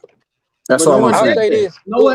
I'll say this. What we said is, in order to be a playoff team, the front seven need to take a jump. The offensive line needs to take that jump as well. Yeah, I agree. Everybody needs to take a jump. I think we all agree with that. Exactly. So that's the whole. Let me hold on, real quick, Carter, 2 seconds. Elijah Page actually came back for the game after Notre Dame against Nebraska. Tobias Raymond moved back to left guard. John Ray Reed started. So the guys who started against Notre Dame at left tackle and right and left guard, they weren't the same lineup. So that's why we looked better against Nebraska, because our number one tackle came back the next game. So that's why they look better, Chris. I just want to clarify this though. If I got a blame list, the offensive line, they're gonna be at the bottom though. Like if you ask me, like, so I give y'all that. Like the offensive line ain't gonna even be on the blame list. You know but when he just gave you the offensive line starting lineup, you just went through each player and you just had something to say about each player. Like, oh, he needs to do this. Hey, but look, I bet you these players will say the same. Like they could get better. I bet you everybody should feel like that though. Too. So I'm just bringing balance. Like we on here talking, right? If y'all talking about the positive, I'm just gonna balance it out and just tell you what they need to improve on. Ilana Noah, even USC said he need to be more consistent. Justin T, they feel like he still ain't even fully developed into his body yet, right? They feel like he gonna get way bigger and stronger. Keely in a walk on. So you say I'm bashing them, but I ain't telling no lies though. You get what I'm saying? But at the same time, I could say they overachieved. They did better than what we thought. They played commendable. I don't put no blame on them. I'm just saying, though, they need to be better. And a lot of them dudes, the way they played last year, they wouldn't have been starters on the elite teams this year. So all we saying is we feel like the trenches need to be elite, right? Everybody said Why would USC make the playoffs and why not? I know me, Chris, and my other dude said trenches. So the trenches is the offensive and defensive line. Even if we say the offensive line is good, y'all, it still ain't that championship level. Carter, So we all said the get at trenches, it. by the way. We all said the trenches. Yeah, All right, so yeah, so what I'm gonna ask you and we've been Tiny. going on for 30 minutes for nothing. Like, because Yeah, that's what I I was know. trying Let's to. switch the topic. I want to get on the Henny. I heard y'all say something about Henny. I wanted to chime in before y'all let everybody on about him making a was that a Go ahead. lateral move Go or ahead, not? Carter. And All whatnot. right, we'll start with you, Carter. Carter. All right, go ahead. I think I think you asked it, B, right? Yeah, I asked the question, does Chad Bowden's no visit policy apply to the coaches too? Hell yeah, because you can't hold the players to the same standard that you ain't holding their coaches to, right? It can't be like, oh, do as I say, not as I do. How we was raised, how our parents said us, don't do that. Well, you doing it, well, don't do what I do. You know what I'm saying? It can't be that in sports. So the coach can't look at a player and tell him to be all in, and they ain't all in. Now the program gonna be fake. Now they ain't gonna believe nothing y'all say. We just watched Lynn flirt with Penn State for 2 years. Exactly. And look, he ended up going, like, we could have been moved on from Lynn. Yeah, this Yeah, is I don't think our going to first the season. I don't think going to the NFL is a lateral move. Respectfully, whether it's just a position coach or not, I don't think Right. that's a Oh, lateral let me move. But address that, Tiny. what I can tell you though, everybody talking about his feelings hurt, this, and that. That man was promised something that didn't materialize. It was a lot of bumping heads. It was a lot of bumping heads within the program. That man was promised something. He not gonna lead the NFL to come down to college just like that for nothing, bro. I'm telling you. He was Tiny, happy at SC for a moment. What's up? I think it's a lateral move because he came to USC already a NFL D-line coach with a Super Bowl ring. And Hmm. now you back in the NFL at a D-line coach for the Washington Commanders. So I think it's a lateral move because you didn't upgrade your career in college football, y'all. To be honest, I think I seen somewhere a lot of college football games got more ratings than the NFL playoff games. So it ain't Yeah, like yeah, a college football position is a lower position than the NFL. College football, the number 2 sport in America, is NFL than college football. There's a lot of college coaches get paid more than NFL coaches. So I do feel like this is a lateral move. coordinators. Yeah, I mean not Well, coordinator wise, not I don't think assistant it's a coaches or lateral move. coordinator I'll tell you wise. like I this. give you I the don't. main like I give you coaching at Alabama is a better job than coaching at The Jacksonville. Jets. You are the Jets. I give you that. Yeah. But I if I don't think college to NFL is a lateral move. I think college to college is a lateral move in the same position. yes, But I agree. Chris, but he already was at the NFL at D line Yeah, coach. and you Like miss everything I just he ain't said. enhanced his career though. He You supposed to miss left everything I just said. USC as a DC or something. That's all I'm That's what saying. you missed. What I just said. I just told you he was promised something that didn't get to materialize. I just Okay, told you that, okay. What was he promised? bro. What was I'm it? sure he can't say it on here, Carter. But hold on Yeah, real quick. Once again, thanks for everybody showing up to this live. We Wait a minute. appreciate it. Wait. Hold Let on, me hold handle on, hold this. on, hold on, hold on, Hey, Philip. Chris, you need to Hold get on, Young Tiny in the hold IG on, chat. hold on, Carter. If this is your first time being on the channel, we appreciate it. I know I saw a Duck fan on here. Go ahead and hit that subscribe button, hit the like button, hit the bell for notifications. We try to go live once a week, especially during the season. We go live during game time, so we appreciate you guys joining the live. Go ahead, Chris. Young Tiny ain't on social media. Now I wanted to respond to Philip McGee 3878. It's a get off Penn State. We ain't even brought Penn State up. That's my father-in-law. I don't even know how he found me. That's what it is. Well, hey, Yeah, father-in-law, go ahead and hit that subscribe button for us. he talking about some get off Penn State. Ain't nobody said nothing about Penn State, but wait He till a you see Penn it. State fan? Yeah, and a Jets fan. Oh Let wow. me let me tell y'all something.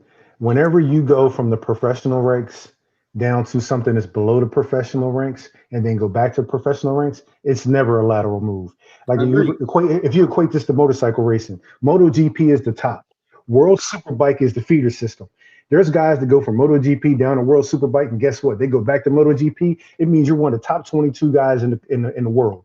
When you go to an NFL team from a college team to an NFL team, there's one defensive line coach for each. Let's assume that there's one defensive line coach for each of the 32 teams.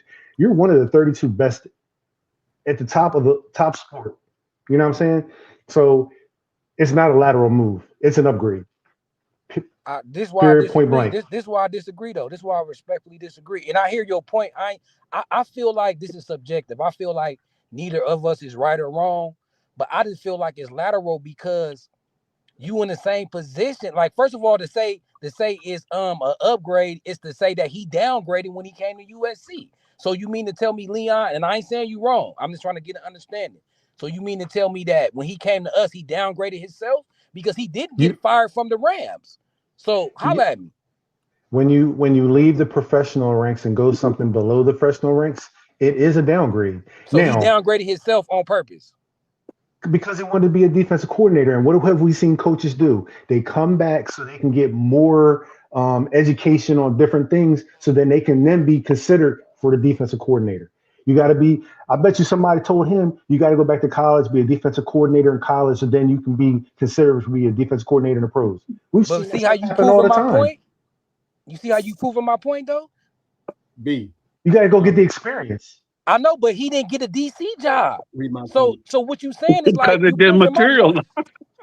Because it didn't materialize, exactly. I know, but think about what you just said. You said he went down to college to get that experience to get a DC job. So he didn't supposed to leave college till he got that DC job. Because it wasn't expected for Young Lynn to be Tiny, there that long. Telling you. But do y'all get what I'm saying? It wasn't Carter, expected for Lynn to be there. Carter, I do get what you're saying, but listen, if you're CEO at Pepsi, right? Never mind. I ain't gonna go there. No, I get what you said because the NFL is the highest level, right? But I'm just saying, if the NFL is such the highest level, I said, why did he drop down? You explain why, and I agree with that. Okay, that makes sense. What you said made 100% sense. But I'm like, he didn't get the last part you said, the DC job. So his purpose for coming down to college, he failed then. So that's why I still feel like, okay, it's a higher position, but what you did, what you was trying to do, it didn't work. You Carter, still just the NFL D-line coach. I guess I'm gonna go with young Tiny here. If he came down to get the experience so he can be a defensive coordinator, and USC promised him that, and then they didn't give it to him, he's probably like, well, screw it. I'm just gonna go back to the NFL, get money, and educate some more defensive linemen. Jay, I don't think Carter said he was. Carter, did you say that Henny was fired? You didn't say that. No, I didn't. He said he was. He said, why did he leave the Rams and he wasn't fired? USCJ, he is on his Henny. You know, he feel like he got to defend Henny honor. Jay, come on. But man. I didn't say that. I said that. I said Henny didn't get fired. Yeah, I he said did he say came that. down to USC. I said So Henny didn't get fired from the Rams. I said he came down to USC.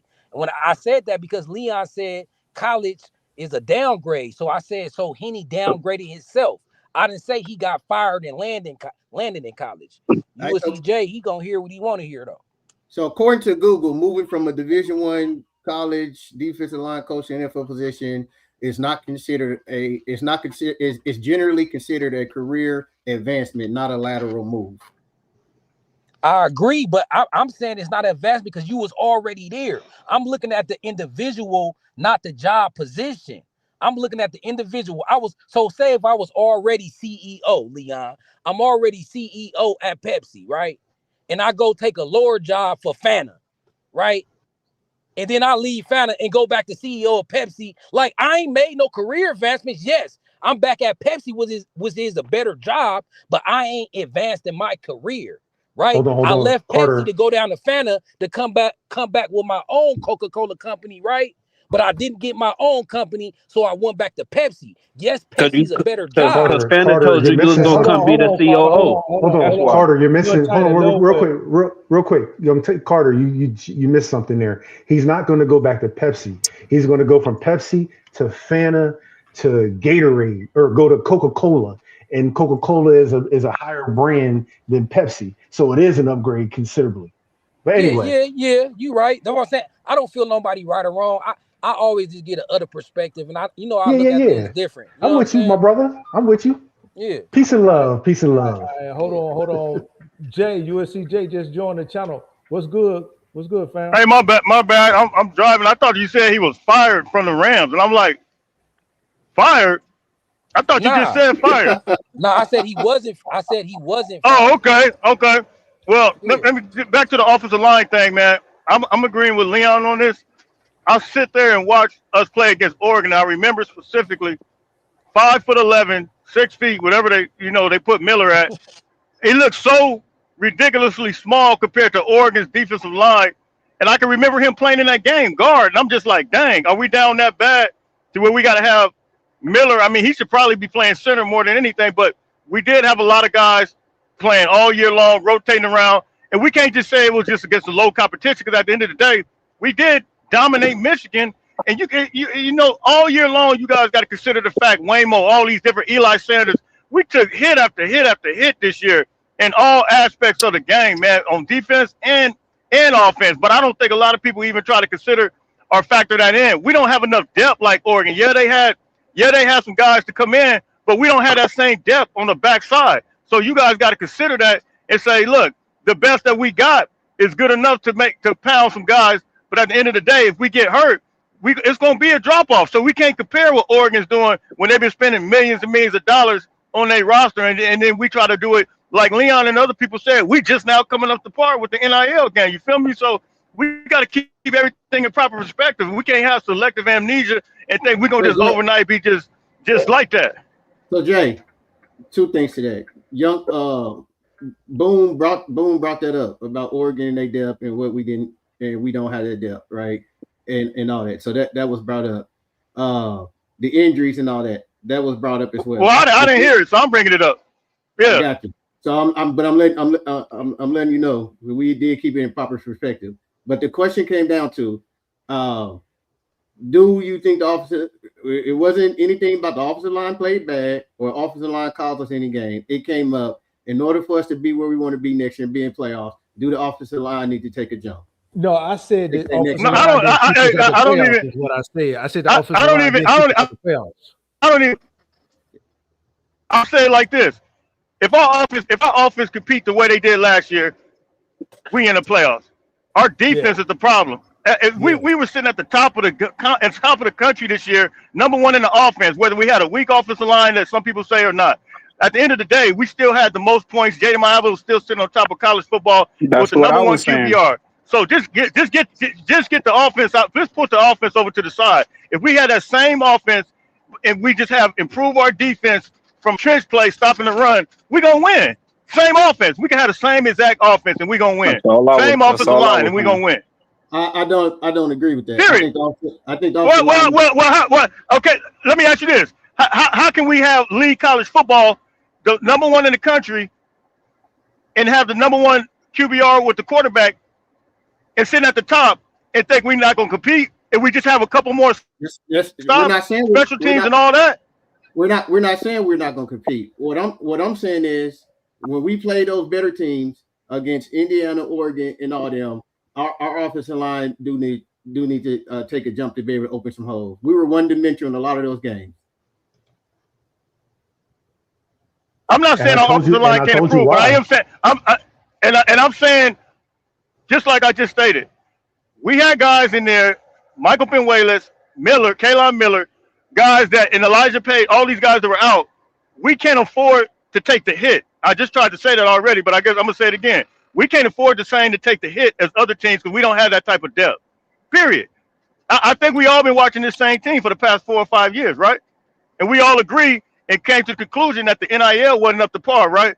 So we just now coming up to par. We still didn't hit the transfer portal, and I can get into this Texas Tech coach and the whole thing because, you know, as far as him and what he did in the portal with Romello Height and all these other defensive fronts that they got, and you can see the improvement when you get guys like that. But we didn't do that type of stuff. We kind of play patty cake in the portal. But we don't Jay, have that same type of depth. Jay, don't you got to say though, the depth goes into if your offensive line is good enough or not. That's a But what part I'm of your saying, offensive line being good, having guys on the bench that can be able to come in and the no, performance don't go but out we're that not much. talking about the guys on the bench. We talking about the guys that you just said. You went down line for line. You said Alani Noah, a lot. You went line, and just no. Wait, hold on for a second. Hold on for a second, bro. I'm just You laughing. went. I'm just No, no, laughing. I'm laughing. Hey, I'm with you. But you went line by line and said, "Are they gonna start?" No, are they gonna start? We're not talking about the bench. We talking about the starters, big dog. That's what we talking about, right? I know, but Jay, the original question is, do the offensive line need to take a step? The question wasn't the starting five. So when you say offensive line, I'm thinking about the whole unit. That's Well, why I I'm talking didn't about. get to say. Okay. I'm talking about the starting five that you said. Are they gonna start? No. Are they gonna start? No. That's what I'm talking about. No, I didn't say they wasn't gonna start. I just pointed out weakness, and I said most of them wouldn't start on the teams we seen in the playoffs this year. Hey, So hey give me Jay. somebody. I disagree. They better Well, than give me somebody everybody. besides Elijah Paris. They better than everybody on James Madison. I give you that. Jay. I give you Hold on, that. Carl. Hey, I didn't Hold know on. about Tulane and James Madison. Hold on, Carter. Hold on. Hey, Jay. Hey, Jay. Hey, Jay. You got me. You got Hey, me Hey, with look, that I one. forgot about James Madison hold on, Chris. Tulane. Hold on, Chris. Hey, Jay. Tulane too though. Hey, Jay. I hear you. Ever since you pressed you, J Dubs, man, he hadn't been back, He man. been gone. He been gone ever since you pressed J Dubs, Oh, I man. just noticed J Dub didn't get on. USCJ a bully, yo. No, Yeah. It ain't no. make sense, man. Like I told Jado last week, come back. It's okay to agree to He disagree. ain't been Nobody, back though. That's the thing. He ain't Yeah, been back. yeah. I mean, it's all love. But all I'm saying is, we just now trying to come up to par as far as creating that depth. And I think with this recruiting class and some other things we got, but I think our starting guys are actual Justin, Amos, not Amos Talele, A Tobias lot of. Raymond. Yeah, Alani Noah, Tobias, and then Justin and Elijah. I think they're good, man. I mean, you got Willie Washer sitting there at center. I think he's good. He's a sleeper from the state of Washington that a lot of people don't talk about. But I think Kalon Miller actually needs to be playing center. I think he could probably start over Keelan O'Connor. He's that athletic, doing what he did playing at the guard spot. I think he can actually play center, being that he's 6 feet 5'11". I think we got pieces, man. But and those guys that are coming in, I'm telling you, Brett Colajay and Pepe, all those guys, man, we got some guys that's gonna come in here and compete. Like we're gonna be straight. The drop off is not gonna be as bad. Nah, we got the talent though. No. I ain't gonna lie. We're not saying officers. No one ever said the officers. I think the whole thing went to the wrong direction, right? And not Yeah. understanding what's being said. The question was simply about what needs to happen for USC if USC makes a playoff, these things happen, right? Yeah, it's the defense. I say the No, defense. but the narrative did change. We started nitpicking with the offensive line. Hold on. Right, we sure did. The front seven getting better on defense. The trenches on the offensive defensive line for the offensive line to take that next step. That's a fair assessment. But see, I disagree because I think the offensive line, like Leon, I agree with him. I think they're better than what we saw in Michigan. I believe we could see that version of our offensive line against a team like Notre Dame and Oregon. But we didn't have those guys. We didn't have that. We didn't have those guys in there like that. So the offensive line don't need to take a jump. They don't. I'm not saying that. But I'm saying they can improve on what they were. But I'm saying that they're not just like second tier like some people are describing them. That's what I'm saying. Hey, That's Leon, what I'm before saying. you get Exactly out, what I'm before you get saying. out of here, Leon, No, Leon, before you get out of here, hold on, Leon. Hey, Leon got to go. Leon, before you get out of here, go ahead and shout out your channel. I gotta go too. Hey, y'all stay blessed, man. I'm gonna holler. Appreciate you, Jay. All right, Leon, before you get out of here, go ahead and shout out your channel again. All right, man. First of all, I want to appreciate everybody for coming. I love chopping it up with you guys. Young Tiny Carter, you know what I mean? Chris, B Jinx, man. I appreciate y'all letting me come on. My channel is Tough Styles. Again, we're gonna talk about health. We're gonna talk about cycling. And man, y'all need to get some bikes, man. So when I come visit y'all, man, we can go riding, man. Especially you, Chris. Let's rock, bro. You told me you was gonna hit me up to tell me what bike to get out there, and I ain't heard from you. You said you're gonna chop it up with me. Yo, send me your zip code so I can see what's in your area.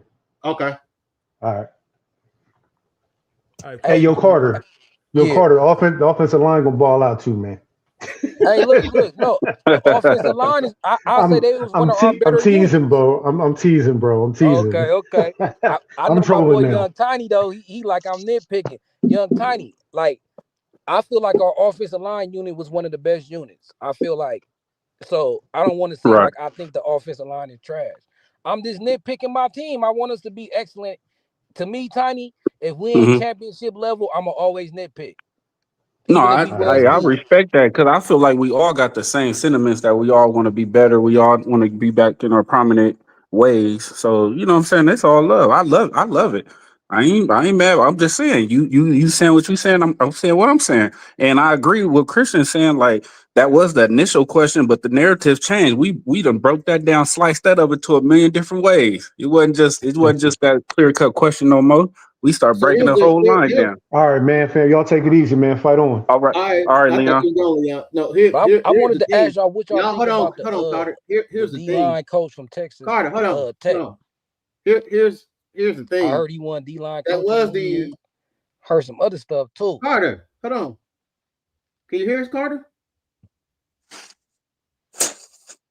Can you hear us, Carter? I guess not. Can you hear me, B? Is it me messing up or he messing up? Hey, I can hear you. I can hear Okay. you. Uh, this is the thing, right? The conversation. I mean, the topic was what needs to happen, right? If the front seven get better, linebackers get better, offensive line take that next step. That that's fact. We all in agreement on there. No one ever said the offensive line was bad last year or the reason that it was lost. How that conversation went all the way on that tangent and the reason we didn't make the playoff, I have no idea. What was simply stated that turned into an hour was that the offense, in order for us to be where we want to be next year, the offensive line needs to take that jump, right? But Is that see that you just said two different things right there, bro.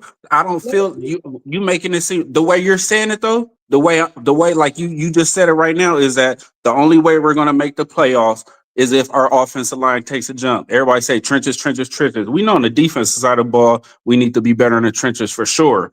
But the way that that's being stated right now is the only reason. The only not really even just the only way. The way we're gonna make the playoffs is if our offensive line takes a step. with everything else that was named? Yeah, okay. It's other stuff though, right? It's other Yeah, stuff. with everything that we named. We named the defensive trenches. We named, everybody named their different things. We named them all. Yeah, we need to be. The front seven on defense, it was all named. Right. Yeah, the D Yes, sir. line is Yes, the sir. number one on my hit list. Yes, The D sir. Yes, line and sir. them linebackers. But I What want to about look the towards. I want to look towards the future though, y'all. Like I had dropped out. I didn't hear what y'all said when I asked y'all it about the was position. another question that Christian had asked that was what was a good question where he asked that about the 2026 class. Is it mainly a result of finally having a functional NIL or is it the assistant Recruit, coaches and I think their relationships or something? We never yeah, got I never got the answer to that. oh, go ahead. That Um, was it in a nutshell. That was pretty much it. What you said, right on point. The question was. Yeah, I feel like and you know how much of Henny and all them, how much I love that recruiting aspect. But why I do feel like the development would have came and didn't come as fast as everybody wanted. We didn't get to see really what they could have did with, especially at least these last two recruiting classes. You know, we can't just go off a season in a bowl game, especially when you had a D coordinator that you've been clashing with all season. But I would say the number one, the 2026 class is mainly the result of USC finally having a What's functional that? NIL and recruiting infrastructure led by Chad Bowden, but with coaching relationships playing a supporting but still important role. Like the NIL alone didn't buy the class; it bought the class, but we USC we already had money before. We just got it in place now, right? We just got it everything together. We all couldn't agree with that. You know what I mean? So that's what Yeah, changed, like for the organization, credibility with families, and like a clear plan for how recruits would be supported on and off the field. That structure, like to me, open doors nationally now. Like we said, we brought in all these recruits and couldn't close on them. They decommitted and bounced. You know what I'm saying? But the coaching staff's relationships and evaluations of these players is what closed the deals. You know, but Facts, yeah, facts, facts. Bowden, and the NIL created the advantage, bro. But these coaches and their relationships is played a pivotal role, man. And what I'm afraid of now is that if it do work and we do have a successful season this year, like I said, and Chris did say, he gonna get everybody. Well, a couple of guys said we're gonna give them both props, but I just don't want the narrative to be, oh, see, now we got Gary Patterson and his crew in, and now nah, bro, you can't deny the fact of what he and them been doing the last 2 years and bringing in this influx of talent. Right. Can't. And I agree, Can't. China, no one's going to discredit what the staff has brought in. We talk about the likes of Belk and Henny. We're not going to discredit them at all. I was thinking it was more so along the line. We need to bring in somebody that has more experience along that that can come in and change that defensive the defensive side of the ball, because it didn't seem to be working out. And I think that if we had a coach like a GP to come in and sharpen up Lincoln Riley, someone that can challenge him, I think that'll not only make the defense better, but the coaching staff from an offensive perspective better as well. But Music just joining the live. Appreciate you showing up, bro. What's going on with you? Unmute your mic. We can't hear you. We can't hear you, Music. Okay, can you hear me? This is my big ass face right here. This is how I look. Cause somebody talking about it. People get online and they don't see how they look. This is how I look. Hey, let me say something right quick. Hey, USCJ, are you on? Yeah, I'm on. Hey, sir, listen here. I really appreciate what you do in the morning, man. Cause I'm at that Planet Fitness at 4:30, 5 o'clock in the morning, man. Your page gets me hyped up listening to you, man, and stuff like that. So I want to give you some flowers, man, while you're on here. I appreciate you. No, I appreciate you, big dog. But listen, y'all know I hate Lincoln Riley, and I'm gonna say it again. I hate that guy. But here's the problem. Here's the problem that I have, man. Coach Henny, the safeties coach, when Gary Patterson got in that door, they knew them guys weren't gonna stay there. They should have told them guys, look, we're gonna go a different direction. You know what I mean? Tell these kids, USC wanted to lock in that #1 class, because I think if Coach Henny and that safeties coach had left, I don't think he would have got the recruits, man. I'm praying that Patterson does his job as a defense coordinator. I'm not worried about Lincoln Riley's offense. It's the defense that's the problem. And like I said before, this is playoff or bust, and I say it all the time. Lincoln Riley has to make the playoffs. He has to win the playoffs. He don't have to win a national championship, but he has to win, man. Or he out of here. I really do believe that. No, I'm agreeing. I kind of, it's tough, man, because I'm like a lot of guys. I've been supporting Lincoln Riley all the way to the end, and I think this hiring of Gary Patterson, man, is kind of like the last. This was almost like a desperation move, in my opinion, because at the end of the day, man, we talk about the whole Henderson thing. Now, I'm just gonna keep it 100. I know Henderson. I'm close to the whole situation. And when you got somebody that was comfortable living in California for all these years, successful at the Rams, you have a school go out and get you, contact you, you promise them something, you give them the title co-defensive coordinator, you do all of these things, and then when it's time, you just give them an interview that's kind of a formality, and then at the same time, you hire somebody else, you wait till the portals close, and then when he gets up there in the press conference, he says, me and Lincoln Riley, we kind of talked about this 2 years ago, so it's already been in the actual work, been in the works already. It's kind of already been in play already, but he talked about he wanted to go to the Hall of Fame or whatever. It's a bad look. It's almost like you already do what you want to do, but you already had like a format. It's a lot of stuff I don't be saying, but I'm telling you, it's a bad look. So to say Eric Henderson, man, is not loyal, man, are y'all crazy? But I be trying to tell them without saying too much. Hey, somebody, and I'm trying to not say a whole lot, but if y'all, somebody got some noise going, I can't hear it, bro. Somebody got some noise. But, Jay, you a positive person. I can't hear you. You're on mute. Music. Take my listen. Okay, listen. You're a positive person, Jay. So you leave that positivity there. Let me talk about the dirty stuff, because I'll talk about Lincoln Riley and goddamn Gary Patterson. But listen, I gotta go, man, because I got something to do. Great show again. But listen, I think Gary Patterson kind of played this though for himself, because he know if Lincoln Riley doesn't do a good job this year, he can fit right into that head coaching position. Because they're not gonna fire him. They done paid him a little bit of money. So he can go in there and tell Chad Bowden, hey, Chad, it didn't work out with Lincoln, but let me try and see what happened. He already have a defensive staff in place. and he can bring offensive staff in there. That's what I Yep. think. Yep. To me, it looked like I was telling somebody today. I can't remember who I was talking to. It looked like Gary Patterson. The way this whole thing is setting up. You see this staff coming in. I hate to say it. I'm not even gonna say that. Nah, It is what say it it. is. So what you're Don't do saying is that. music. Nah, So what Jay. you're saying is music. Nah, Hold on. Jay. So what you're saying is music. I ain't If even it gonna say doesn't, that. if it No, doesn't there you work go. out, GP Gary Patterson slide right on into that. Man, coaching I spot. mean, it looked like it's setting up like that. That's what it looked like to me. It looked like the whole thing is setting up. If anything happens, that's who the next successor is, and he already got guys he's familiar with. That's what it looks like. I mean, I'm Listen, not saying. Hey, listen to me. Please don't say USCJ said that. I'm just saying to me that's what it looks like. I'm not saying that's what it is.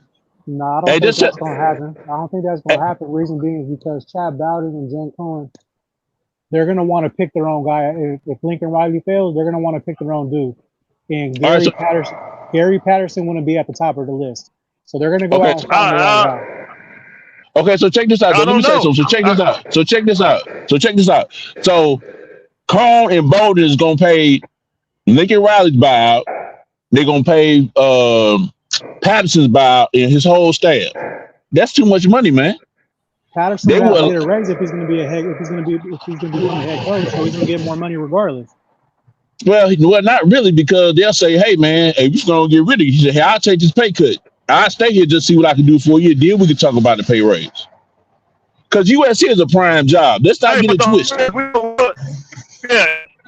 Hey, the hope is we don't even have to see that. But I do feel like the attitude and the style of Gary Patterson is more of a Chad Bowden type of guy.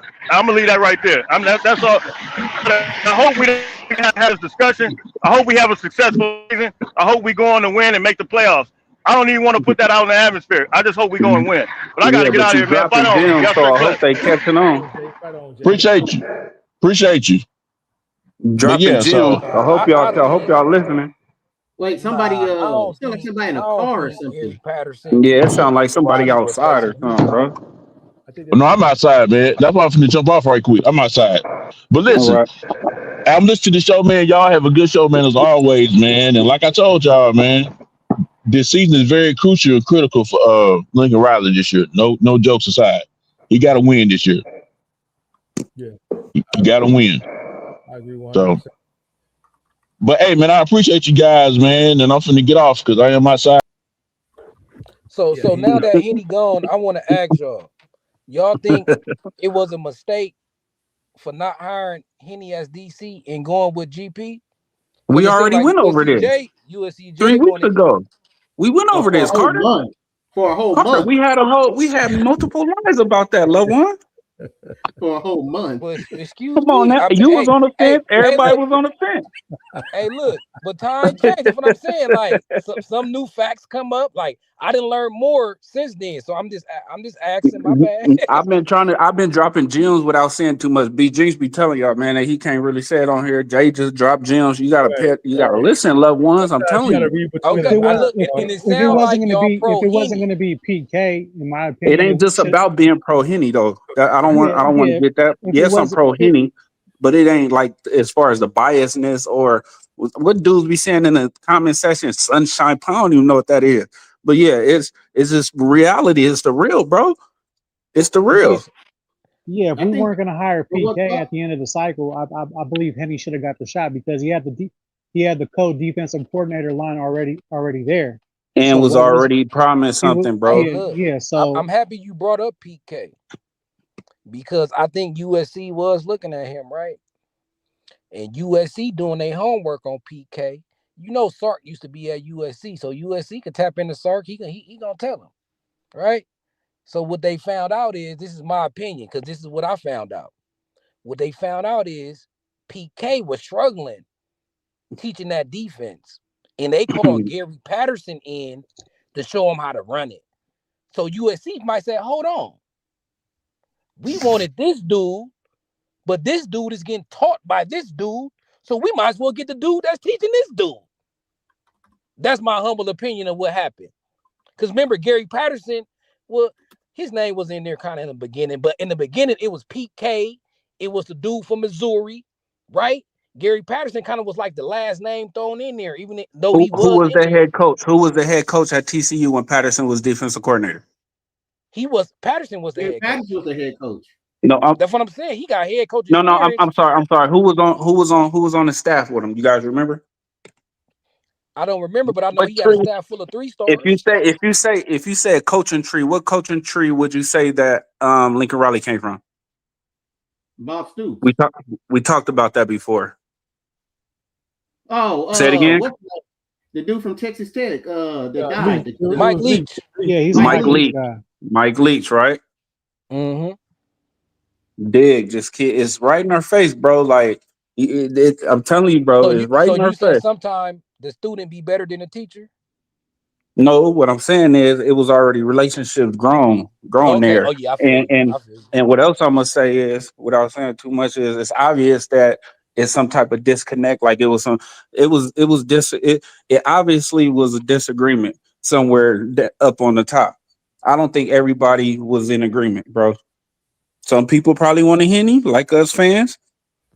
You know what I'm saying? Some people probably want a GP. Yeah, I we ain't gonna saying lie. it took long. We saying it took long because we were waiting for the portal to close, right?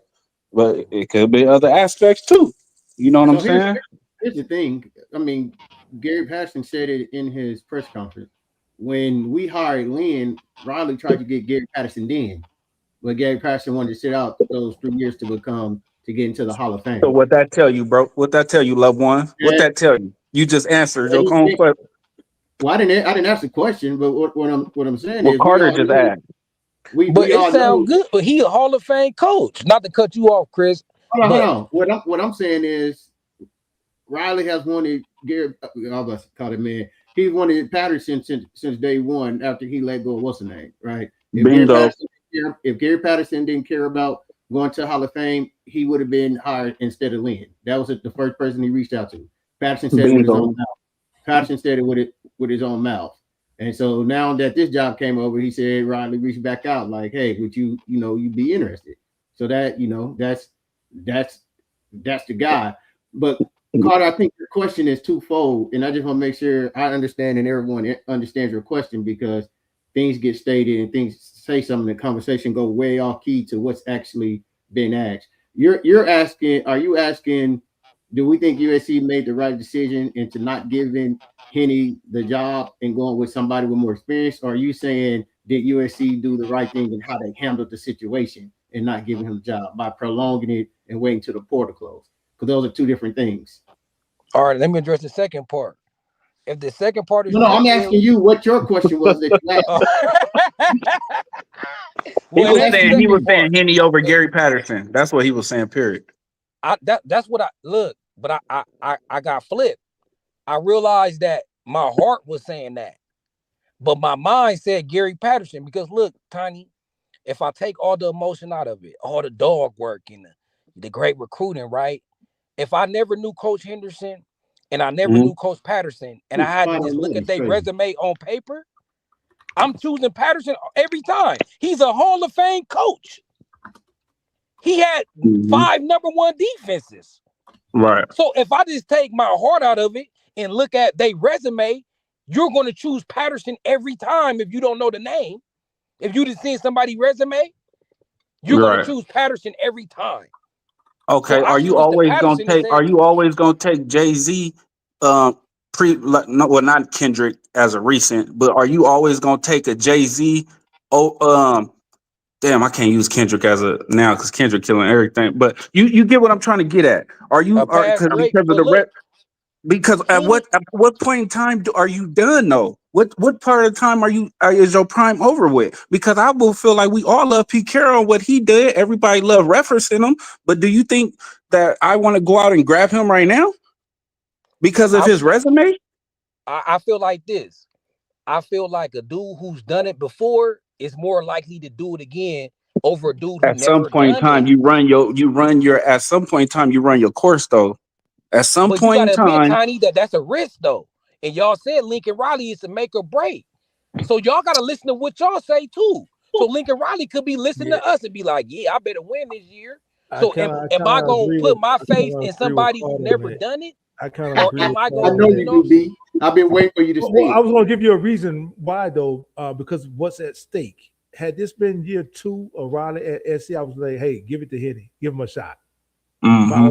Had we still been in the Pac-12, hey, give it to Henny, give him a shot. So you saying what Carter's saying? You feel more comfortable with the resume and with the elder statesman because of position of a Gary Patterson? because of what's at stake though, young Tiny. Because No, of I what's know, but I'm saying, yeah, but you feel more for what's at stake. You feel more comfortable with the elder statesman and Gary Patterson because of his history and his resume and what he's done in the past, his experience. His his experience, yeah. experience. Yeah, Yeah. just sum it up. Yeah, his And experience. and I'm gonna take it a little more. I don't have an issue with it neither. If I was a GM and I was in a situation, I would bring in GP2, especially because we already got the athlete that's built for the 4-2-5. He's the creator of it. The man no defense. Our defense has been the Achilles heel of this team. I mean, even before Riley, let's be honest, right? We haven't had a dominant defense. We haven't had a dominant defense in probably 2 decades, right? Like, I don't think y'all realize we're in 2026. Them national championships, them Pete Carroll years getting further and further away. We be talking about it like it was yesterday. Man, we looking at over 2 decades. You know what I'm saying? Right. It seems like Man, yesterday, but it's further and further away. And not only that is, you ain't I go back. lying, bro. I appreciate everything all the coaches did. I appreciate him as being a great recruiter. I appreciate the dog work, but dog work didn't manifest itself on the field. So do I feel comfortable In giving what, a GP? year or two? If I'm just saying, when I look at it, when I look at the last couple years, right? Uh-huh. One of the worst position groups on the field has been the defensive line, especially on the interior. Yeah. So nothing about the I performance of that group makes mhm. me as a GM say, let me take this over what I've seen in 2 years over bringing in a Hall of Fame coach that knows this defense, that created this defense, That's and not coaching that same position group you're talking about.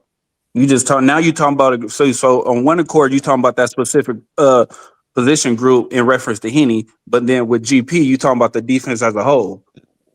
So I'm our trying to defense, like, our defense as a whole worked for 2 years. But I'm saying, would you take someone that was a position group coach, and his position group didn't perform, and put them over the whole defense? so wait, state that again.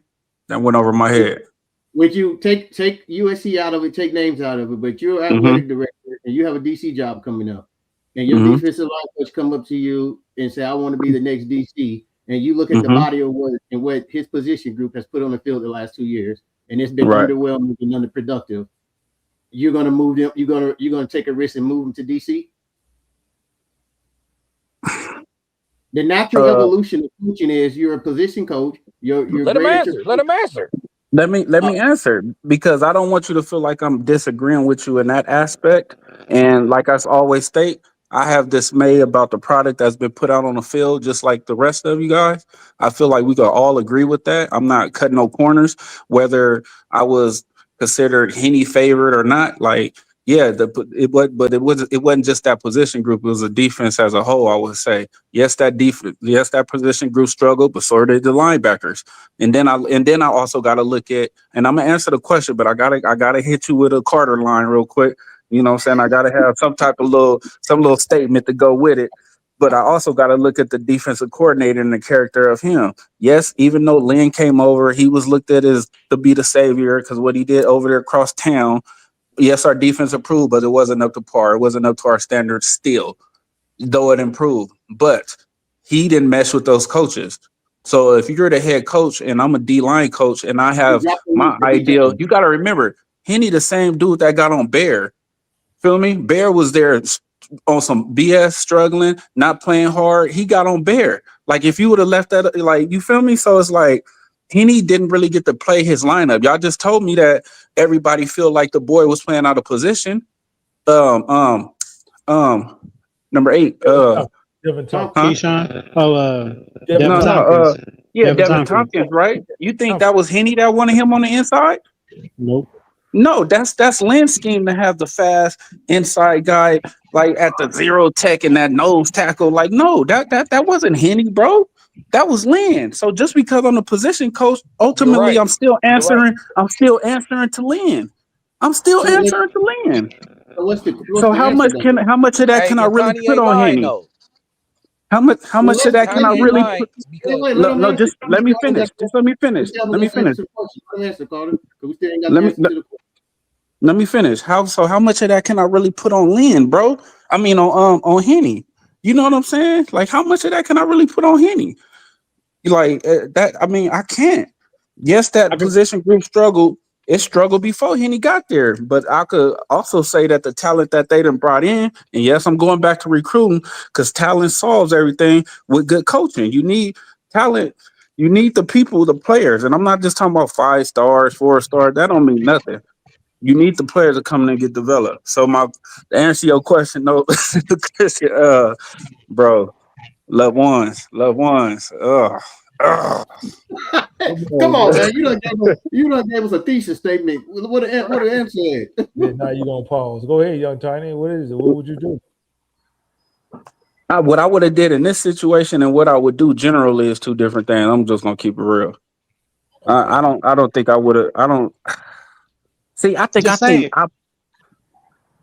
Wait, let him I answer would something.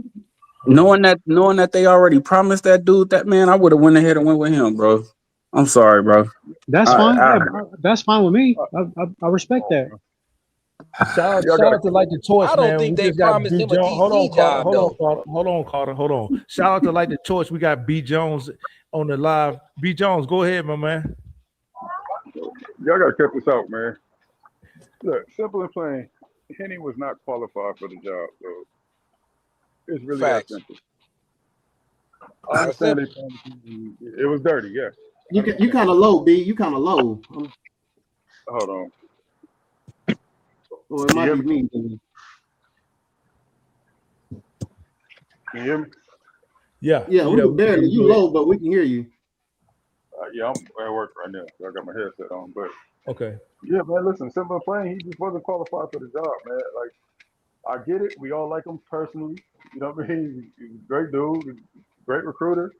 But like y'all mentioned earlier, man, dude, when your position group is underperforming and you go out there, that's part of your resume.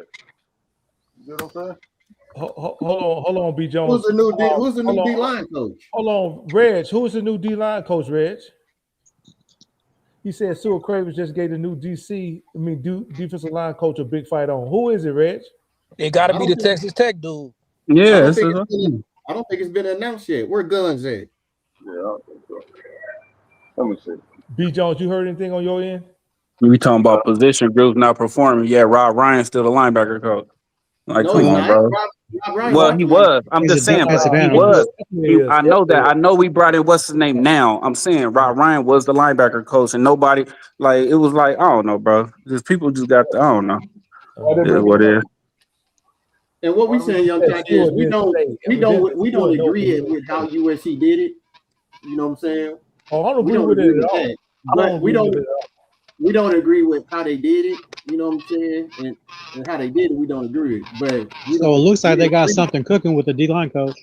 But we Yeah, agree. with old boy. We agree that Henny was. I mean, Patterson was the best move for the program. But we don't agree with how they did it. You think out of Right. everybody available, or just because it manifested to Patterson? Would you still have been trying to get somebody else, even not Henny? Wait, say it again. Okay, so like you know how Pete Hayden, just say for example, Pete, we know why he didn't come. We know he wanted his own stat. This is blase blase. But my thing is off top, off the rip, when we knew Lynn was leaving, was Gary Patterson just the first name that came to your mind, and was he like, yo, this flat out set, take Henny and everybody out of it? Just say we didn't have Believe no it or stat, not, huh? believe it or not, when we was on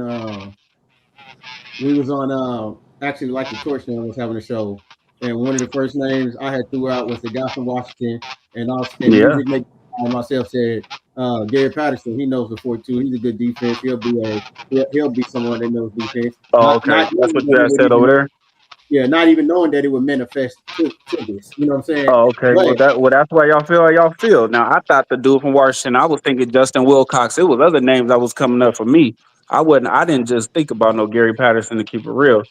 And then once I did He hear his been name out the come, game for 5 years. That's why you didn't bingo, think about him. bingo. Yeah. And Exactly my point, Carter. but That could be good and bad though, Tiny. Yeah, it could. It could. here's the thing. And look, you know I'm USC through and through, so I'm hoping and praying that it is good. I'm optimistic. I'm right with GP. I'm not, you feel me? That's one thing about me. I'm not gonna be sitting here, I'm not gonna turn into one of these fans all on the shows and in the comment section being negative, down in GP. I'm gonna root for him like I'll root for Henny. You feel me? But I'm just saying, if we gonna talk about it, let's talk about it. Like I'm I just think he gonna saying. love him. But I think I hope so. too that And y'all gonna I give think him too all the flowers and forget who brought all these players in. Watch. I think too Guaranteed. I think too that a lot of the USC Nation, right? I can't speak for everyone, is that even when the job came open, not even knowing names, people was throwing like if you're a USC fan, be real with yourself. When we first knew Lynn was gone and we were talking about projected DCs, guess even what you just said, Young Tiny, you were saying Justin Wilcox, you were saying the coach from Washington, like I was. Everybody was throwing out, everybody was saying PK, everybody was throwing out these names.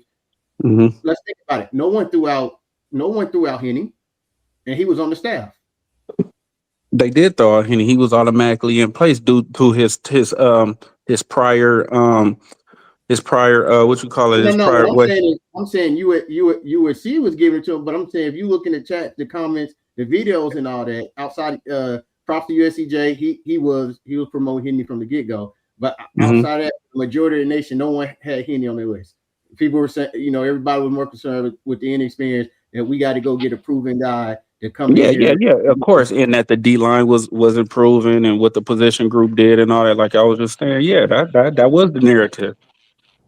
That was the I'm gonna narrative. How tell you y'all ever this supposed to get though. experience? How you ever supposed to get experience though if you don't give the opportunity? I mean, We I see actually young. I'm We with that. seen a I 20. hear that. We seen a 30-year-old. What's the coach for the Rams? We see all these new Nick coaches Vance. now, 30, 29, 32, getting these opportunities, winning Super Bowl. How was they ever supposed to gain experience if you ain't given the opportunity? Especially with guess what Everybody, you what? brought to the, Guess what? everybody, Guess what what you the everybody bring to Rams? likes the to say. table. Everybody Guess what the likes to say Rams? that USC shouldn't be that job where you get your opportunity. They need to go. They need to go after somebody with experience, which it Then doesn't let come me in at stay on the Rams. Let me stay at the Rams then, and don't make me don't let me stay at the Rams then where I'm Right, at. we agree with you there. And If then all let that me go happened, down to San Diego State or Sacramento State or Fresno State or something. Then we agree with you know what I'm saying? we agree there. We like we're saying, we don't agree with. I Yeah, mean, we trust your intel and what you know and all that. If all that happened, we don't agree with how it went down. If that's the case, you know what I'm saying, how it went down. We're not saying we agree with that part. We totally disagree with that part and how it was done. If that's how it was done. right. But this the I thing believe though, that. y'all. This the thing though. Let me say this. We don't know for sure that USC probably promised him the DC job.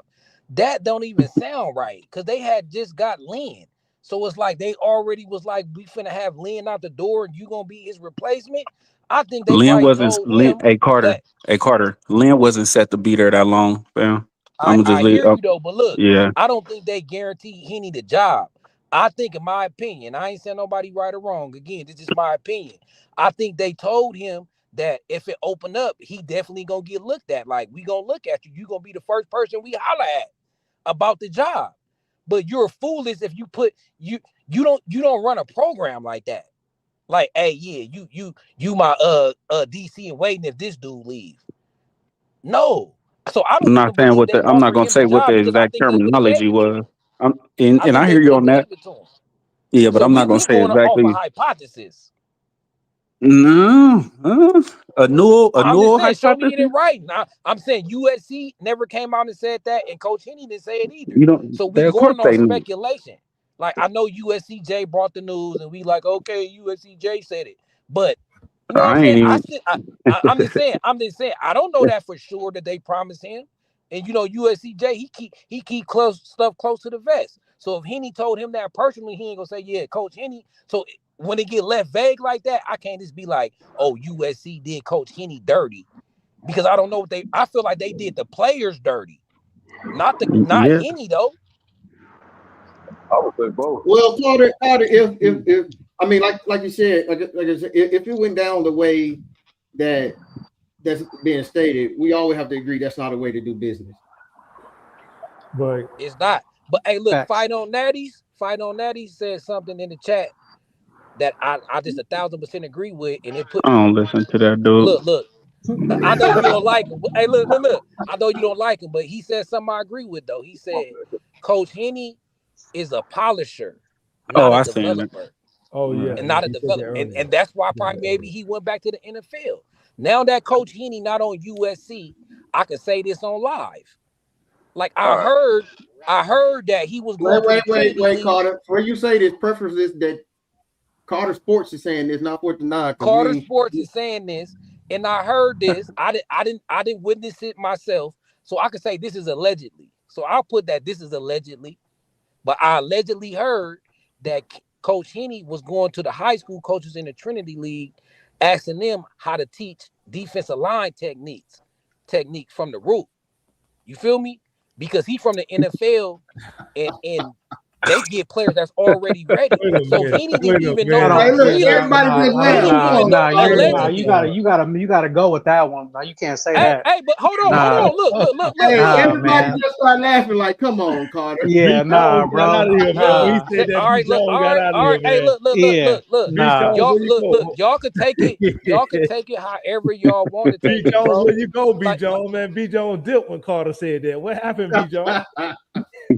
Did you hear that? That's Carter Sports saying that. Yeah, all right, nah. all right. Since y'all want to clown, then I'm Nah, gonna tell hey, y'all you did it something to else. The you did player. it to your No, you did it to hold on. yourself, player. You did it to I'm a yourself. cook. Nah, I'm a cook. Nah, You I'm a not. cook. You not. I'm a cook.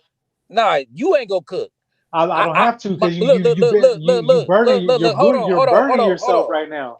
Hold on. First of all, I'm tapped in with the team. You feel me? My cousin on the team. I done had his pops on this live and on my live. So I got inside information, bro. So does USCJ. Hey, look, hold on. If you're gonna say that, then the USCJ got the same inside information just as Okay, you. but look, the team is a. Why you bringing USCJ up for you? Because you're trying to use the same argument. You're trying to use that same argument like you got inside information and I look saying me that you saying don't I want. got it. Hold on. I can't believe you if you don't believe USCJ. Hold on. Let me address what you're saying. Me saying I got inside information don't mean man. I know everything. But I could tell you stuff that the players be saying and that then told me. So I don't claim that to he know don't know how to everything. teach defensive line. No, the players didn't say that. That he don't know how to teach defensive line. No, that ain't what you ain't listening, bro. I'm listening to what you're saying. Or you just want to talk. This your moment. Go ahead and shine. I'm listening to what you're saying. You trying to shine. You're trying to say right, go ahead. Coach Henny going to high school coaches and asking how to teach defensive line techniques. Like what kind of sense does that even? What kind of sense does that even make? Check it. Look, if that sounds crazy to you, then you must don't know how the NFL work and what they be teaching at the NFL level. At the NFL, they ain't teaching the basic fundamentals. They teaching the scheme of the defense, bro. Okay, that's fine, but you Coach Henny, to say you want to cook, nigga. Hold on, because you want to cook. Nah, hold on. Nah. I know you over here. You over here getting loud. You act like I'm calling you stupid or something. I ain't calling you stupid. Hell no, you want to overtalk, nigga. Let me say what I'm saying. I understand why you getting. I don't understand why you getting mad. Nah, because you said, look, because you said shit, and I was responding. I didn't disrespect you in no type of way. Check this out, though. I didn't disrespect you in no type of way. I don't care about none of that. I'm just addressing what you saying. See, look, now you saying I should. I didn't disrespect you. I didn't disrespect you at all. I ain't disrespecting you. But you just disrespected me. Hold on, Uncle Boom. All right, why I said, nigga, I feel like you disrespecting me, nigga. It is. I wasn't disrespecting you. And what? I wasn't. And what? Nigga, I don't give a damn what you talking about. So you getting loud for no reason. You can't, first of all, you can't tell me what I heard. That's one, nigga. Two. You getting loud for no reason. And you ain't got no connection to the team. I don't. So I don't give a damn I what don't. you I got never to say. said I did. Okay, so I don't give a damn what you gotta say. Especially Especially if you ain't gonna let me say what I'm saying. Nigga, you just want to talk and think. You've been talking the whole time. Uncle Boom, I'm gonna take you out, Uncle Boom. Hey Carter, Uncle Boom, man, we gotta keep this on a respect level. You understand? Right. Appreciate you joining the show, Young Tiny. Appreciate you joining the show, young Carter, Uncle Boom. We didn't mean for it to go off the rails like that. We'll come back at a later time. USCJ, We appreciate you joining the live. Young China, as always, Leon. Shout out to Leon for joining the live. Shout out to Light the Torch, Blackie Chan, B Jones. Appreciate you. Guns, Raul. We appreciate you guys always supporting the channel. Everybody that joined the live today, we want to send a special thanks to you guys for always supporting the channel. If this is your first time joining live, we appreciate it. Go ahead and hit that bell for notification. Hit that like button and hit and share and subscribe it. Subscribe to the channel. We're gonna come back. Hold on, Young Tiny. We're gonna let you shout yourself out before we get up out of here. We didn't mean for it to get out the rails like that, but we want to thank you, Young Tiny, for coming by, always giving your insightful words. Yeah, it ain't about me, man. I appreciate y'all even having the platform, bro, to even come on and talk UFC, man. I love UFC. You Right. know, think everybody just got to understand that, everybody gonna have different opinions, man. But at the end of the day, we all want the same thing, bro. We all want our program to get back to the prominent that we deserve to be in. You know what I'm saying? So, like, it is what it is, man. But I appreciate y'all, man. I just love being on here, not only just talking football in general, but anytime I got the pleasure with some like-minded people that, I feel comfortable with, to talk about the program that I love, man. Right. That's a blessing. That's a blessing. I'm happy for it, man. And You're coaching, right, Young Tiny? Or is the season over? yeah, I'm still coaching, and like, I look, man. I don't really expose like. I Okay. never been on here. Y'all know, like Chris, y'all know, like, I used to play back in the days, I played, and I didn't really make it like that, but I done rubbed shoulders with all them players, everybody that from my early Pete Carroll days, from jaywalking, all them, you know what I'm saying? And to this day, I coach, I train, I got little cousins that's top recruits. I got nephew in the league, little cousins D1. So, like, I'm connected too, bro. I never exposed that. And I'm never wanted to be on here running my mouth either. So, like, I try to drop gems, but it's only certain things you can say. And I'll never expose nothing somebody else tell me. You I know know what I'm you saying? So certain yeah. things. So You don't want to give up your sources. yeah. And that's Just just want- that's just being a man. You know what I'm saying? That's just my word right. is everything. But like I Yeah. say, that's not here nor there, man. I appreciate y'all. I appreciate Fourth and Nine, the whole platform, and We appreciate you too, bro. We appreciate you too, and um, we'll send out that notification next time we go live. It might be sometime next week. I get together with Chris, and again, shout out to music too. Everybody that joined the show today, man. And Chris, yes, you got sir. any closing words before we get up out of here, bro? Man, nah, man, we apologize for that last spiel and to some of the language that was being used by some of the callers, but it's all love, man. We'll make sure we do a better job with muting it when that language stuff get going. Nobody wants to hear all that, so Right. we do apologize for that. But again, we'll be on the next time. Make sure you got your bell and notifications on next week, man. We'll be back with some more, man. Just shout out to everybody that came on: B Jones, Carter, Uncle Boom, Music Made Me High, USCJ. Did I say B Jones? I'm missing somebody. Oh, Young Tiny. He on the bottom. Young. It's all good. Yeah. Oh, and Leon. Make sure y'all go check out Leon, brother Leon. Yeah. check out his Appreciate it. YouTube tough style, man. So we about to get out of here, man. We appreciate everyone. Yes, sir. All right, man. Until the next time, man. Fight on. We will fight on, y'all. All right. Yes, sir.